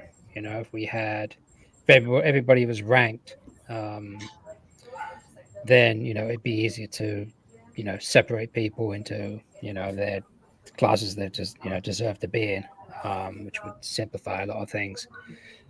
Get all the fast guys away from the slower guys, but in the same breath, if you look at like a race, I was just looking at this this flyer I came up with today. See if I can put it up here. This is a carpet race over. It's actually near my home in the UK, but they'll get like 300 or 400 entries just for two-wheel drive buggy, and then everyone will race together in that one class, and then they go home, where they finish. And there's no, there's whatever 10 trophies, and then the other 340 people go home. They're not disappointed. They just where they finished, and I don't know. Yeah, participation trophy made racers soft. Yeah, It's about that Facebook post, man. Lose and go home. Like hey, yo, Yeah. Toby, I how was many classes Q and there lose again? last weekend, so like go home and tuck your tail. Yo, Right, Toby, come how back many the next classes? weekend stronger. huh? How many classes One are class. they running? They have one class. One class. That's what I'm saying. Two-wheel drive buggy. Boom. That's it. And it That's doesn't it. matter. Let's And go. you put whatever motor in it you can handle. Thank yo, bro. That's it. I think that's If you want to put a 17.5 in there, that's because you're not confident with anything faster. If you want to go mod, you go mod. But then you're ranked based on some national ranking system, and you end up where you need to be. So it's simple, but You end up that'll where you never need to be on your times, at the end of the day. Yeah. So I remember when I went to the UK, the first thing they said was rank yourself out of 100. I said, I didn't know what it was. So I was like, okay, well, That's what 50, I'd like to see, 50. And they said, they saw that I was above a 50, and they said, well, we see you a little bit faster. We'll put you in with this group of guys. This was just at a club race, a club race that I will add, which we went to. This was at Silverstone. We went up there about 6 in the evening, helped them build the track. So it was at a college, a university. They left the AstroTurf there, the rostrum, everything was there packed away. The AstroTurf they had it rolled up and on the side, and then the rostrum and jumps was stored in like a little storage unit. Rolled out the AstroTurf. We rolled out 4. I think it was 4 for a club day, 5 for a big race, 5 lengths, width wise. Fire hose with sand or something. There was sand or rocks in it. Laid out the guy made a layout change, put duct tape on, brought out different jumps, built up. By the time 7 o'clock was there, you had a different track. I had a track with a driver stand. Everybody knew what to do. You went up one end, you went up one stairs, you went down. Of course, I did, and I went up and down because I didn't know what I was doing. They're like, no, you go up the rostrum this way, down that way, put your card on, you go out there, you grab your vest, you go to her marshal. They don't start. No, if you ain't out there by the time racing starts, you get whatever. You got doctor lap. No charging your batteries in the car. If you get caught charging your batteries not in a lipo bag, you get kicked out of the race. All this type of but that comes from having organization, right, and a federation that actually does something. So when it comes to the UK, they got their stuff together, and like you can't race. Like Les was saying, you can't race against Elliott Boots and them guys just because you want to. You get ranked. Them guys are always running against the same people of equal speed the entire race meet that they're there. I mean, and disregarding how you actually get it done, if you went into an event ranked, then you could do heads up racing, off the bat, because you wouldn't have to seed. You'd seed where you're supposed to be. That's always a challenge with just trying to do heads up is how do you seed everybody. So you have to have run round of seeding, which is kind of IFMA, and then it's kind of the same old. Anyway. Junior, I like your hat, Toby. It's in much better shape than my RCGP hat. Yeah, I wear it a lot too. It was a nice hat. Nice series. Absolutely. Is that series dead completely? I think so. Yeah, I not know, but I talked to David as well a little bit. He's trying to brew up some ideas, but I think for the most part, like 2019 was, the first and last time we'll ever see it in the format it was in, unfortunately. I don't know what's going to happen with it. Well, it's a shame, but it just shows that we ain't ready for. We ain't ready to go for. Oh, Best did put on a. I mean, Bless did put on a hat. Oh, thank God, yeah. Sun was shining off his noggin. It's the first time I've seen the top of his head in 25 years. Chucky just said, "Can one of you guys give Bless a hat?" I was waiting for somebody to freaking say that. So, It wouldn't be Bless without the New York Yankees hat and the Timberlands. Bless, you got the Timbs on? Timberlands is that. Those are done. You're inside the house. No shoes in the house, right? No shoes in the house. I don't blame you. I was gonna say this too with the lefty. I think one thing that not only like with Roar, I think one of the problems is the lack of respect for Roar. Now, whether that's their fault or not, that's neither here nor there. But so people don't have any respect for Roar, so then they go, "Oh, screw the rules. This is not a Roar race." Well, then what are the rules? Those There are are the none. rules. Whether you want to be Roar or not, we still need rules. I agree, So, but it's just something that's developed over time without no regulation. well, now we need to respect the rules, or else, like, imagine the streets at coming, streets. You with got to no teach rules. people the rules, though. You got to teach I people think- the rules Teach them- again. teach they sell it in the book. Read it. I think Man, Roar shot people don't themselves read no in the more. Let me foot. tell you, They can people do read not the read no rules. more. Well, I bet you they. Well, I don't even know if they read. People would not go to rawracing.com and read the rules of a race. Never had to. I don't think that's a problem. I think like if you look at the last Nitro Nats I was at LCRC, and you had guys getting disqualified for their tanks. Like, how about before the race weekend starts, you mark the tanks, you know they're good. If their tank is swelling or overheating or whatever because of the heat, don't lock yourself out. Then you have the tank is marked already, and you know that like it's legit, right? Like so, like Roar kind of like made a lot of things happen that probably shouldn't have happened. But that happens at every at a world championship, at a European championship.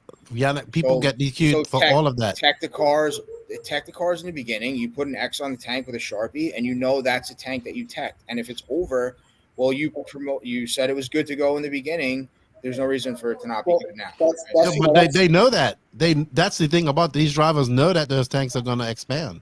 Yeah, that's the thing. They know that they have to improvise for that. Because racing is about pushing the limits of the rules, right? So right. If that's the case, then I'm going to have, or somebody's going to have an expanding tank that expands that they don't already have. A little softer plastic or something. Exactly. Yeah, I'm not saying that happened. I'll put it to you this way: if we're talking about the 2021 Nationals with Tessman and Cole, here's what I think about it. I think Tessman always on the edge. They always race in the gray area, right? They're gonna do whatever it takes to win, as they should, right? So they probably factored in that was gonna happen, and they probably cut it short. Cole forgot about it completely. I guarantee you, and just was like, "I'm good." But you know how many people have it's happened. It's part of racing. That's part of the rules. Like you have to fit into a CC of what happened. Just because you can't follow, hey, 175 other people follow the rule, and they didn't they didn't fail. They know that. So you use a little less fuel line. You drop something in your fuel tank to take up that space. That's all.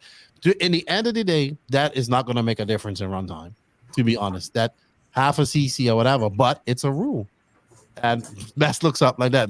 I don't think it does, but it's a rule. If you mark a tank, maybe not. Oh, I know my tank expands to 129 cc instead of 125. So it's a lot of things, but it just is rules. Yeah, but I'm gonna tell you like this, Lefty. At that race, it got so hot there was no way for them to predict that. Like, I don't know. Tessman's did, I bet you. Tessman's the clouds, the sun, and like it was hot that day. Crazy that day. Yeah, it was hot on the track in no time. Yeah, and I'm gonna be real. I wish they didn't do that because that main was so boring without those guys in it. I missed not having them in it either, but it led. I miss not having Tessman or Cole in it either. Even though I think Tessman probably would have won that. To be honest, Cole would have won. Cole was fast too. Hey man, I'm seeing. Hey, I like Cole. I'm seeing him fast many times. Just not fast at the end of the race. He would have won at least the first half of the race. Is what you saying? I mean, Cole's extremely talented, very fast. I'm seeing that guy do amazing things. But if it would have been, I think it was about 45 minutes a race. Tessman's just The way he was, Tessman was just the car was fast. Don't get me wrong, but that's a semi, and you got 45 minutes to go. But yeah, but now Tessman's won many of those 45-minute races, at hour-long races. So it would have been interesting. Nothing taken away from those guys. They're all top-notch drivers, right? But like you're taking away the opportunity for a guy who's like in a position to do well, win a national championship for the first time, and because his tank expanded based on the heat, you're just. So he should have put that. He should have took that into account. How can you though? When the because they know it's going to happen. Degrees. Yo, the only they know it's going to happen. The only one that I think that knew was Adam Drake. Them guys been racing long enough. They know about tank expansions. Nah, yo. Dude, I don't believe it. I believe Adam was talking about this at the last nationals that they had at the LCRC. Yeah, he's the only one that's on that. Well, then you know what? They should watch some of his videos.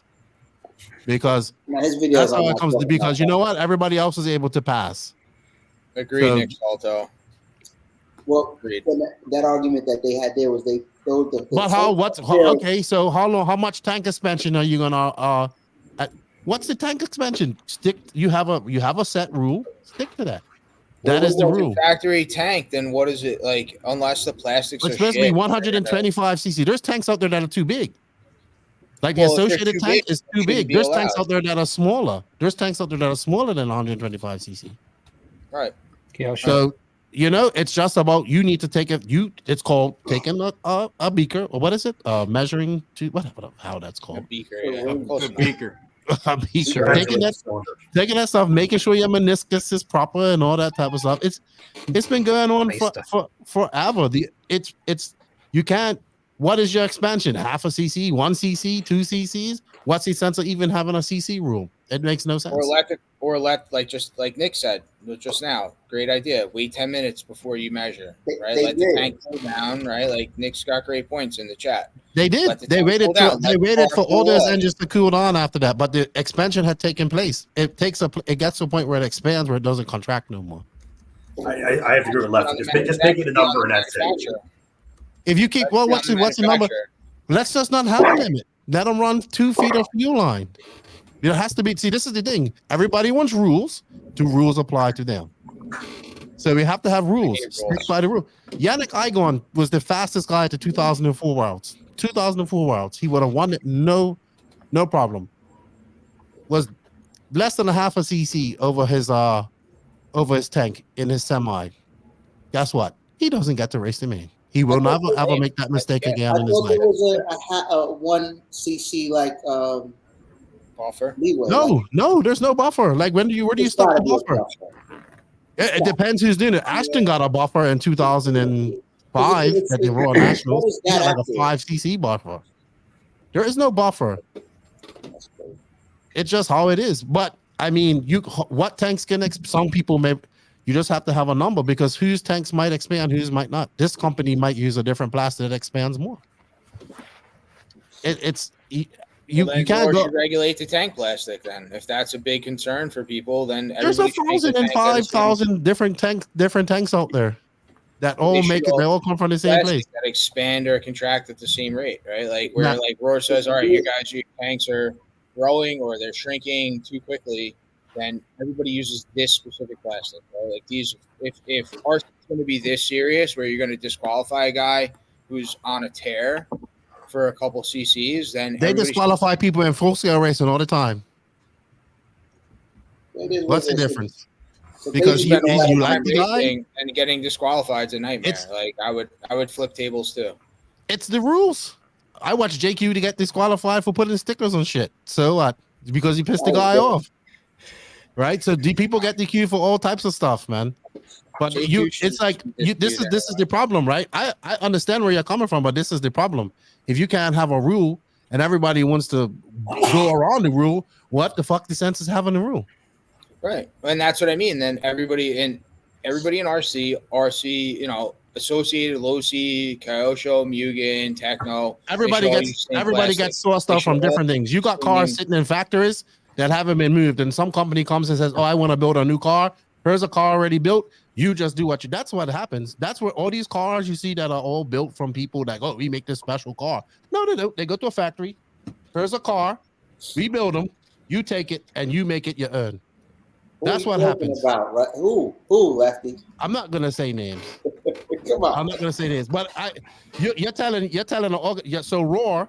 Remember, these cars just don't. This doesn't happen in America. This is around the world.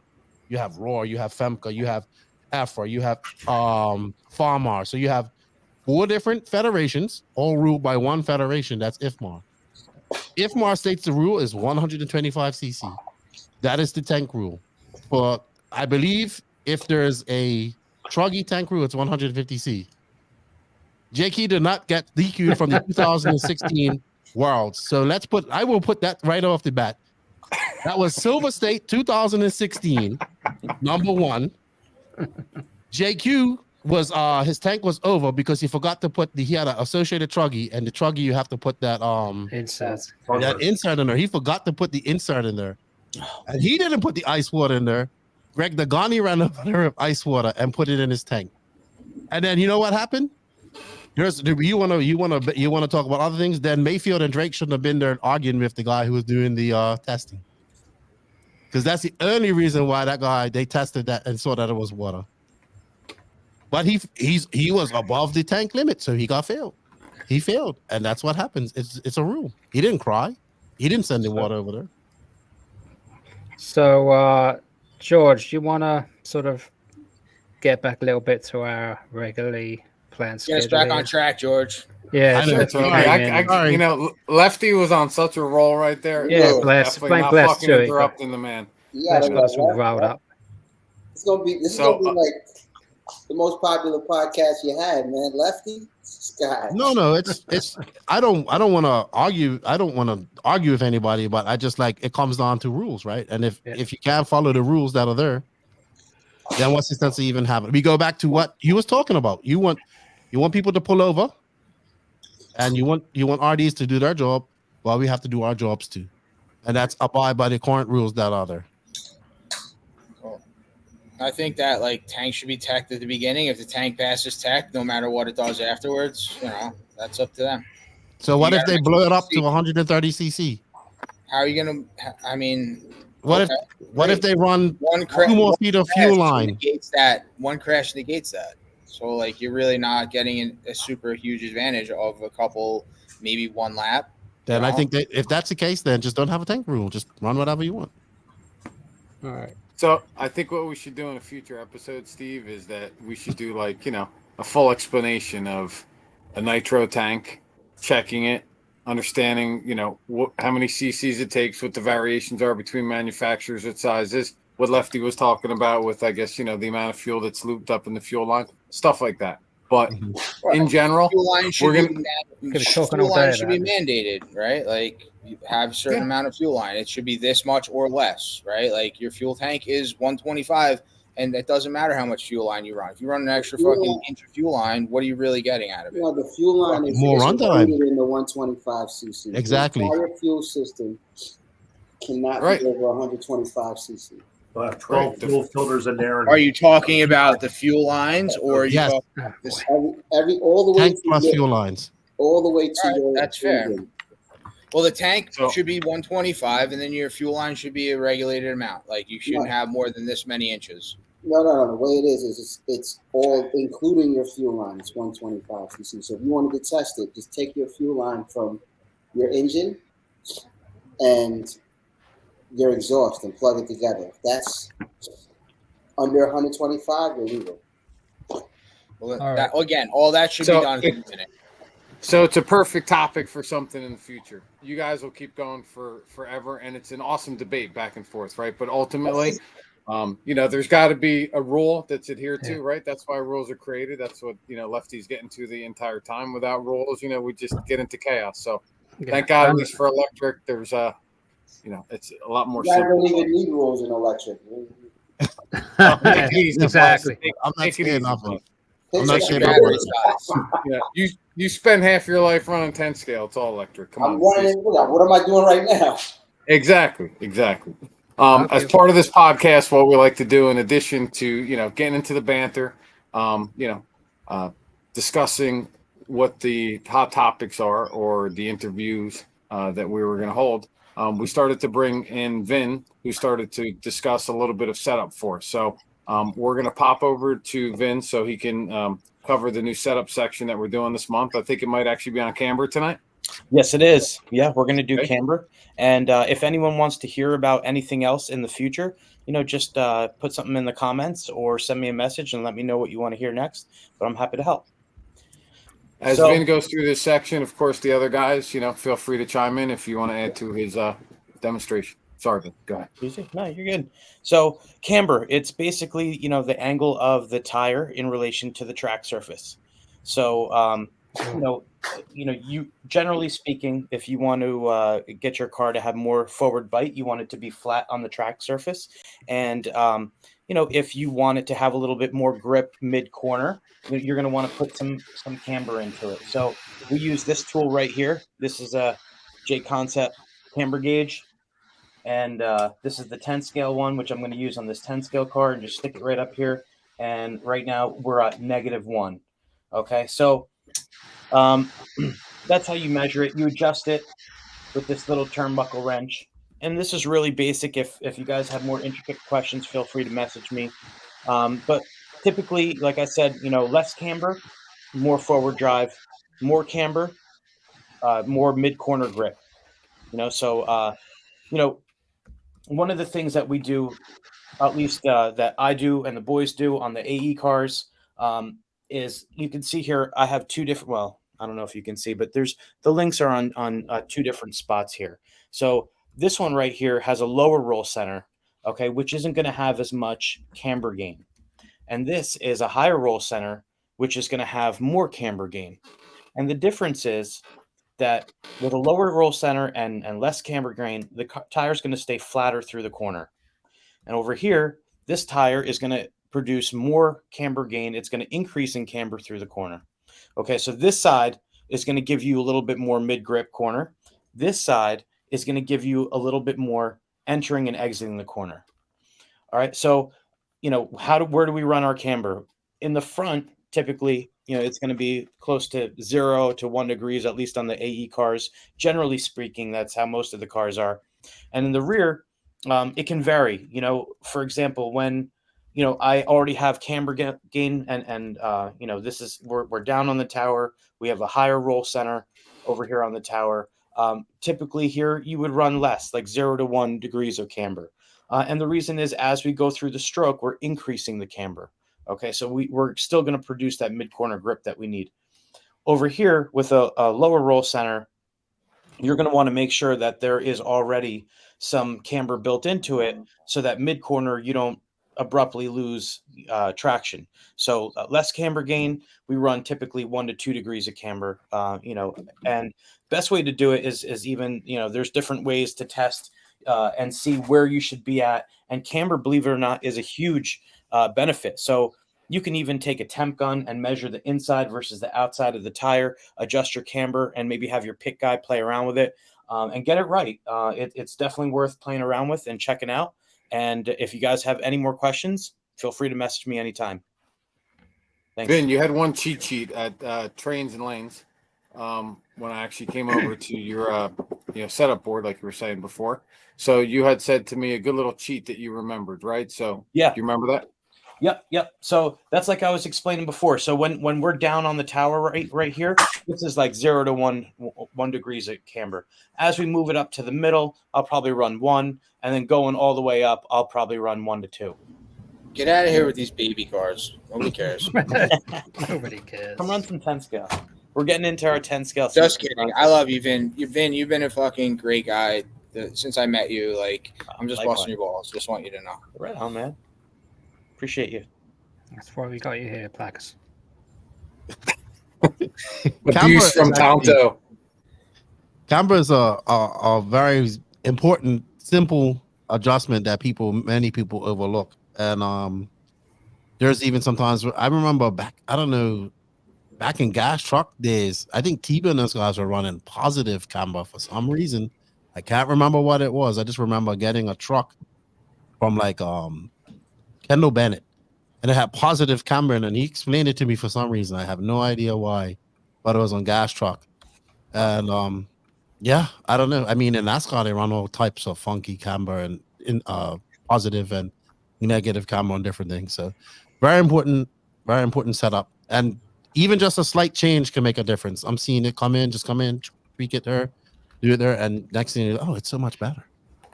Now, an example of where we would run a little bit of positive camber would be, let's say this is a carpet car right here. So a lot of times guys glue the tires right here on the outside edge. So if you're doing that and you want to get up onto that glued surface and actually have less grip or less flipping going on through the corner, you'll go to 0. Sometimes you'll go positive 1/2. And some guys will give that a try. I personally haven't, but I've heard of it. For carpet, at least. All right. We're going to jump into the next segment, which is basically we're going to cover some of the future races that are coming up. I know Tom Petrella from Rhythm Raceway has an event that's going. We're going to show his flyer in a second. Toby normally covers this section, so we're going to let him get into some of the race events that are coming up. Yeah, just a quick, simple overview. There's not obviously a ton going on in the 8 skill side of things coming up. This weekend's supposed to be the Trains and Lanes Electric Challenge, but there's supposedly rumors of rain from the RC meteorologists in the area, so may or may not happen.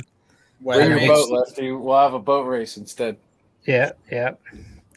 And then the following weekend is the final race at LCRC, Halloween race. Spelled wrong. And then beyond that, we start getting into really the ton scale season in the region. You guys don't have traction action on this list. Like, oh, yeah. My Long bad. Island, dude. Yeah, you're right. Some of the fastest racers out there. Yep. Missing out. All right, my bad. Traction action is should be at the top of the list right there. And then we got Richfield out in PA. They just announced their season dates today. Trains and Lanes are expanding their carpet track, and I think they've adding new carpet too. Cruising in Jersey have a awesome mini Z track. They're getting pretty popular, so that'll be a nice winter activity. Action does too. Okay. All right. Mini Z's at Traction as well, so that's cool. We could go between the tracks. TNT Hobbies, more indoor carpet. Rhythm, which is Tom's track. I'll show him the flyer that I'm talking in a second. And I want to talk a little bit about a track called Insanity that I just heard about yesterday. And then lastly, there's Critters. They just put a new layout in. So I through somebody posting on Facebook, they were showing some video, some links to this track called Insanity RC, which turns out to be a little dirt track out in New Jersey, in Boonton, New Jersey. It's apparently it's been around for about 3 years, just as like a basher track. But the owner just bought a timing system and wants to kind of make it, more of a legit place to go run, which is sort of exciting because it's it's kind of a loose sort of old school track that actually runs. They actually run e-buggy as well, so short course e-buggy, that kind of thing, which would be kind of fun. Now this would just be they'll be wrapping up their season pretty soon, obviously, because it's going to start getting cold here in the Northeast. But I think it's covered, which is one thing that we don't have anywhere around here. So that'll be a good option next year. To run a little e-buggy under the roof, Pro 4 four-wheel buggy. So that's something interesting. I was going to show you a little video, but I can't for the hell life of me figure out where I put it. There we go. See if I can share that. There's a little video. It talks about the track, and it's very short, but it's pretty cool. It's in an old barn. It's a couple of folks own the barn, and this guy Cam made this nice little introduction video. So Cam Cullen and Brett Post and John, you guys probably know Jack Bonhomie. He's been helping kind of get this track going. It's really early stages, but you guys interested in it, guys should check it out or keep an eye on it. Hopefully, it'll get a little bit more social media going in regards to the track. So I think that's pretty interesting. Anyway, Look really good. They just yeah, need some right? wider perspectives of the pictures in there. It actually looked like it had some decent size. Yeah, I haven't seen it obviously in person, but yeah, it's something that I hope to see expand more in the area. I think it's pretty cool. I'll let There you Tom. go. There you go, Tom. Thanks, guys. See?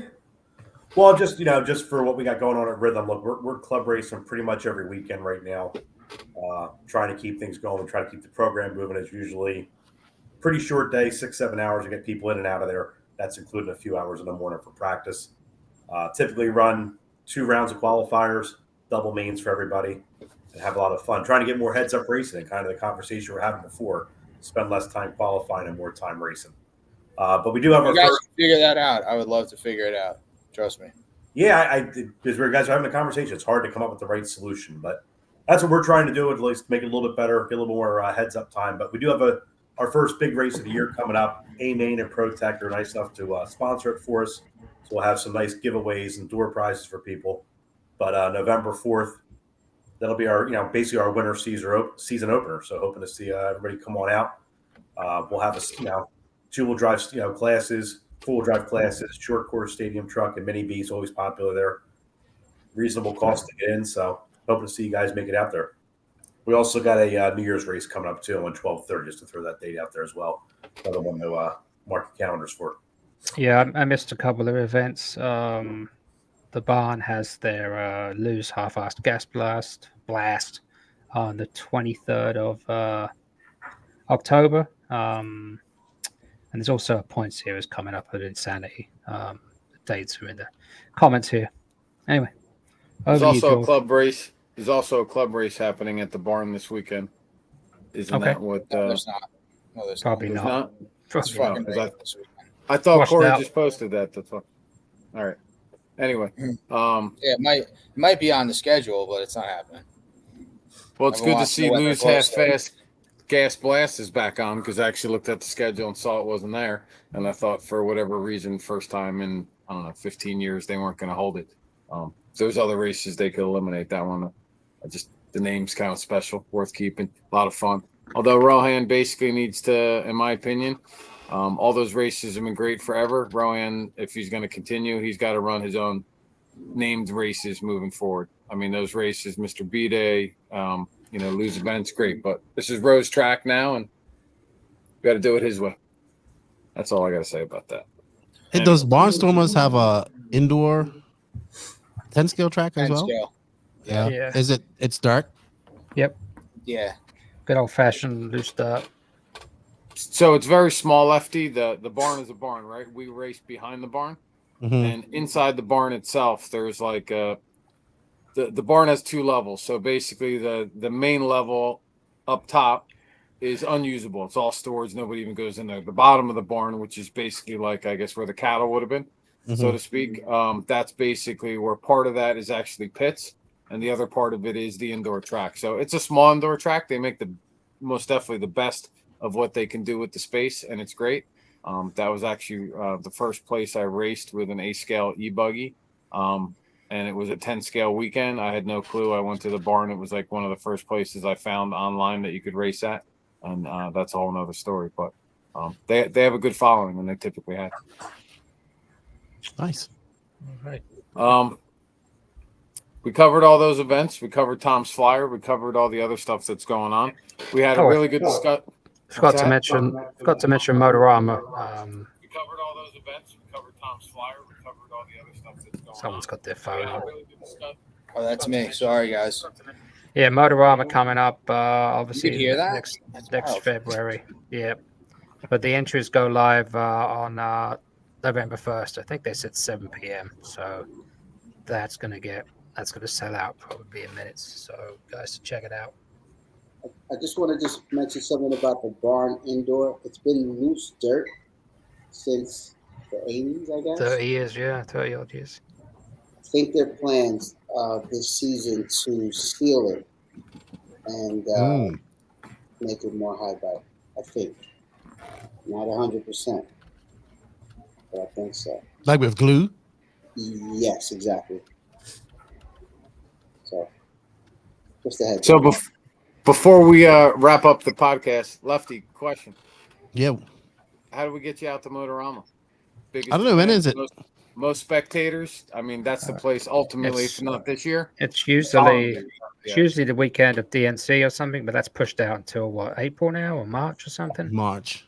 So hopefully we'll actually see more. Actually see some fast, pro level drivers there, which never normally is the case. Who puts on that race? Like who is the organizer? How do they do it? I mean, Who- Scotty runs it. Okay. But where does the funds come from to put it on? I mean, Motorama, they put up I guess they put up the funds and they pay Scotty and a team to help build the track and that kind of thing. Okay. But this is an actual Motorama- full-scale event? Yeah, Motorama, so you understand it, is basically like this gigantic, probably 100,000 person facility. It's made almost like the Pentagon, Mhm. where there's multiple facilities or arenas, and then they're all starred together in the center. So what happens is each different arena will have different activities. So RC's in one, there's flat track racing in another, there's dirt bike racing in another, there's go-karts racing in another, there's car shows happening in another. And what happens is people can migrate from the one building through the hallways to the next. So you're always getting that constant flow of viewership. But basically, there's all this stuff is happening at the same time. Interesting. I didn't realize there was so much other stuff going on at the same time. Oh yeah, it's crazy. A lot of people come to run their RC cars and they don't even leave, but there's like a whole world of stuff going on outside of that little tiny arena. And where is it? It's in Harrisburg, Pennsylvania every year. Okay. And they also have a huge BattleBot arena in there where they build a full plexiglass arena, like all the walls like on TV, and then you got all the groups. So the same nerds that are racing A scale, just a different group of them that look like Different they came nerds. from the science department. Yeah, exactly. Are Different. you kidding me? The ones that own not- You companies. must have not looked at those guys. They don't. They're another level. Mega But nerds. that's the whole point, though. Of They why make we get us feel so good many- about it. Make us so look many normal. people that migrate into the RC arena is because you got people there coming to see car shows, people that are just coming to see the dirt bike racing, friends of people that have stuff that are going on the shows. There's people that actually make it like not a vacation weekend, but a vacation day. There's people that literally, come from far and wide to see what's going, and we get the benefit of them traveling through the arena. So in a lot of cases, they have no idea RC's even there until they stumble in the arena. And fortunately, we're near the dirt bikes and we're near the flat track racers. So anybody that's in that segment, all they have to do is kind of, unfortunately, in my opinion, they actually run into the 10 scale arena first before they actually get to the A scale arena. So in some cases, they might be like, especially this past year, the 10 scale was like pathetic in my opinion. Well, it's oval now in that room. So there's no 10 scale for it anymore. That died a long time ago. Right. So you come in for motocross and you see this oval thing going on for remote control and it's a tiny oval track too. It's not even like LCRC oval kind of track. And you come in and you're like, oh, this is weak. But it gets maxed out. Like they sell out. Like I think crazy. I'd like to come. For now, I don't have nothing on in February so far, but that can change. Yeah, that'd be great. Well, we have to figure out how to It's get got a there. waffle going. Yeah, exactly. It's got a waffle going. They seem to be popular. I appreciate. Oh all this. yeah. There's Miss Motorama too. That's awesome. Oh, Bikini contests and stuff. okay. Yeah, just Google that from last year, Lefty. Lefty's on the computer right now getting this ticket for the year. Knock it out real quick. Boys, my battery's about to die on my computer. I've been out here 2 hours plus, so if I drop off, just want to let you know that's what happened. It's all right. We're wrapping it up anyway, Tonto. Anyway, I can't even say what a great night it is. Coming up to this week, doing a lot of prep with Toby, trying to get things up to the next level. Toby's been doing such a great job. I don't know, Bless just showed up there, but Toby's been doing a really great job with the presentation and the layout and everything. It's been really good. It's really stepped us up a notch. And I think he deserves a little applause. So, Toby, thank you so much. I really appreciate that. Appreciate it. Vin, Great work, Toby. Great work. Great new addition, Vin. The setup stuff is great. Just got to break you out of your shell a little bit. maybe have your wife give you a cocktail before we start up. But that segment's invaluable. I think could be the most beneficial, right? The banter, the bullshit, everything else is great. But at the end of the day, there's so many guys. If it wasn't for JQ's book, Lefty, that I ended up picking up, before the online course went on, I remember paying a C note for the book when it first came out. My wife's like, "You're dropping how much on a book for remote control?" I'm like, "Don't worry about it." No. There's another book out there. There's another book, Inner Speed Secrets. It's a real racing book. I read that, and it literally I think I have that. changed my career. He has a podcast. I listen to it all the time. Oh yeah. I think there's an Invisible Speed book sitting on a desk down there, Tonto. Yeah, Inner Speed Secrets is called. It's different, not Invisible Speed. Inner Speed Secrets. As long as it makes people faster or makes them learn things, geometry better. Yep. Well, it's not about this setup. It's about yourself. Learning too. Yes, I will be in Florida for Carpet Champs, Nick. I'll see you there. All right. As well. I want to thank you guys for having me on, and I wanted to say, keep up the work because I think we need to have all these types of podcasts and all this type of content about RC going on because we just don't do enough, right? We think we are, but we don't. And keep it up. I remember when you first told me about doing it. I think I told Toby about this software too. It's a great software. It makes everything so much easier. Yeah, you did for sure. And keep it up. And thank you for having me on her. Thanks for coming. I whenever you guys need me to be back on her or want me to be back on her, yeah, sure, I'll do it. We can continue our fuel tank discussion. That'll be good. Another day. That's going to be good setup advice next week. We'll put 3 or 4 hours by for that one. No, but seriously, keep it up because doing these things is not easy. It takes time, and you have to be passionate about it, and you want to be able to do it good, and you want people to tune in. So I know all about that, and just keep doing it. Like if I can give you any advice, just keep doing it, and it will come. Appreciate it. With that being said, we really appreciate you coming out, Lefty, for our live episode number 10. We actually pulled it off, so thank you so much. Jay Bless. Tonto, didn't realize that was your nickname, but I will never call you Steve again. Thanks for coming out, brother.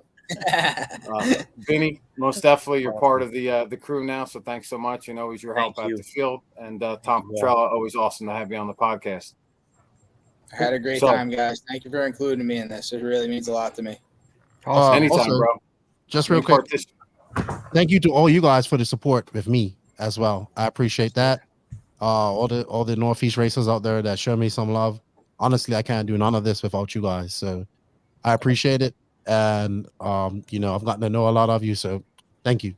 I appreciate it. Lefty, thank you. You're such a great ambassador, and you really bring people together and just make the sport awesome for all of us. I know it's always a treat, like getting to go to an event, a big one, and then, there's Lefty. Let's go say hi. Yeah, so I appreciate that. We love you. We love you, man. I appreciate that. Anything we can do to help you, at least, me, my family, anything we can do. You just let me know. I appreciate it. It means a lot to me. Trust me. It means a lot. Appreciate it. Well, it wouldn't be proper if I didn't say, if you guys get a chance, most definitely support the No Name RC podcast. We wouldn't be here today if I couldn't follow somebody like Lefty. Toby and I are basically emulating some guy that already had the balls to come out and create something. I really appreciate you wearing a great shirt tonight too, Lefty. I really appreciate that. And an awesome mug. If anybody is interested in off-road RC gear, whether it's hats, T-shirts, mugs, some vinyls for your pit room. I got some stuff behind me as an example. You guys can grab that at offroadrcracer.com. Custom hats, your own car's colors on there too. It's pretty nice. Word up. Tonto, you need one, brother. Let's get one. I'm down. You got it. We don't know who we have up for episode 11, but I can tell you it's more than likely going to be an up-and-coming racer. There's a lot of guys we've been watching. I know for sure that Toby and I got our radar on a few guys that we'd like to bring on board, so we're going to look forward to doing that. This has been exciting. It's been an awesome time. Can't wait to come out here every month and kick it up a notch, and I can't do it without my group, my teammates, Tom and Toby, and our other guests that we have on. So come on back next month for episode 11. It won't be live, but it will be kick-ass nonetheless. Thank you for watching the Northeast RC Racer podcast. And Lefty, thanks for making it, man. Really, really appreciate it. Thank you. See you guys later. Thanks, guys. Later, guys. See you guys. Let's go racing.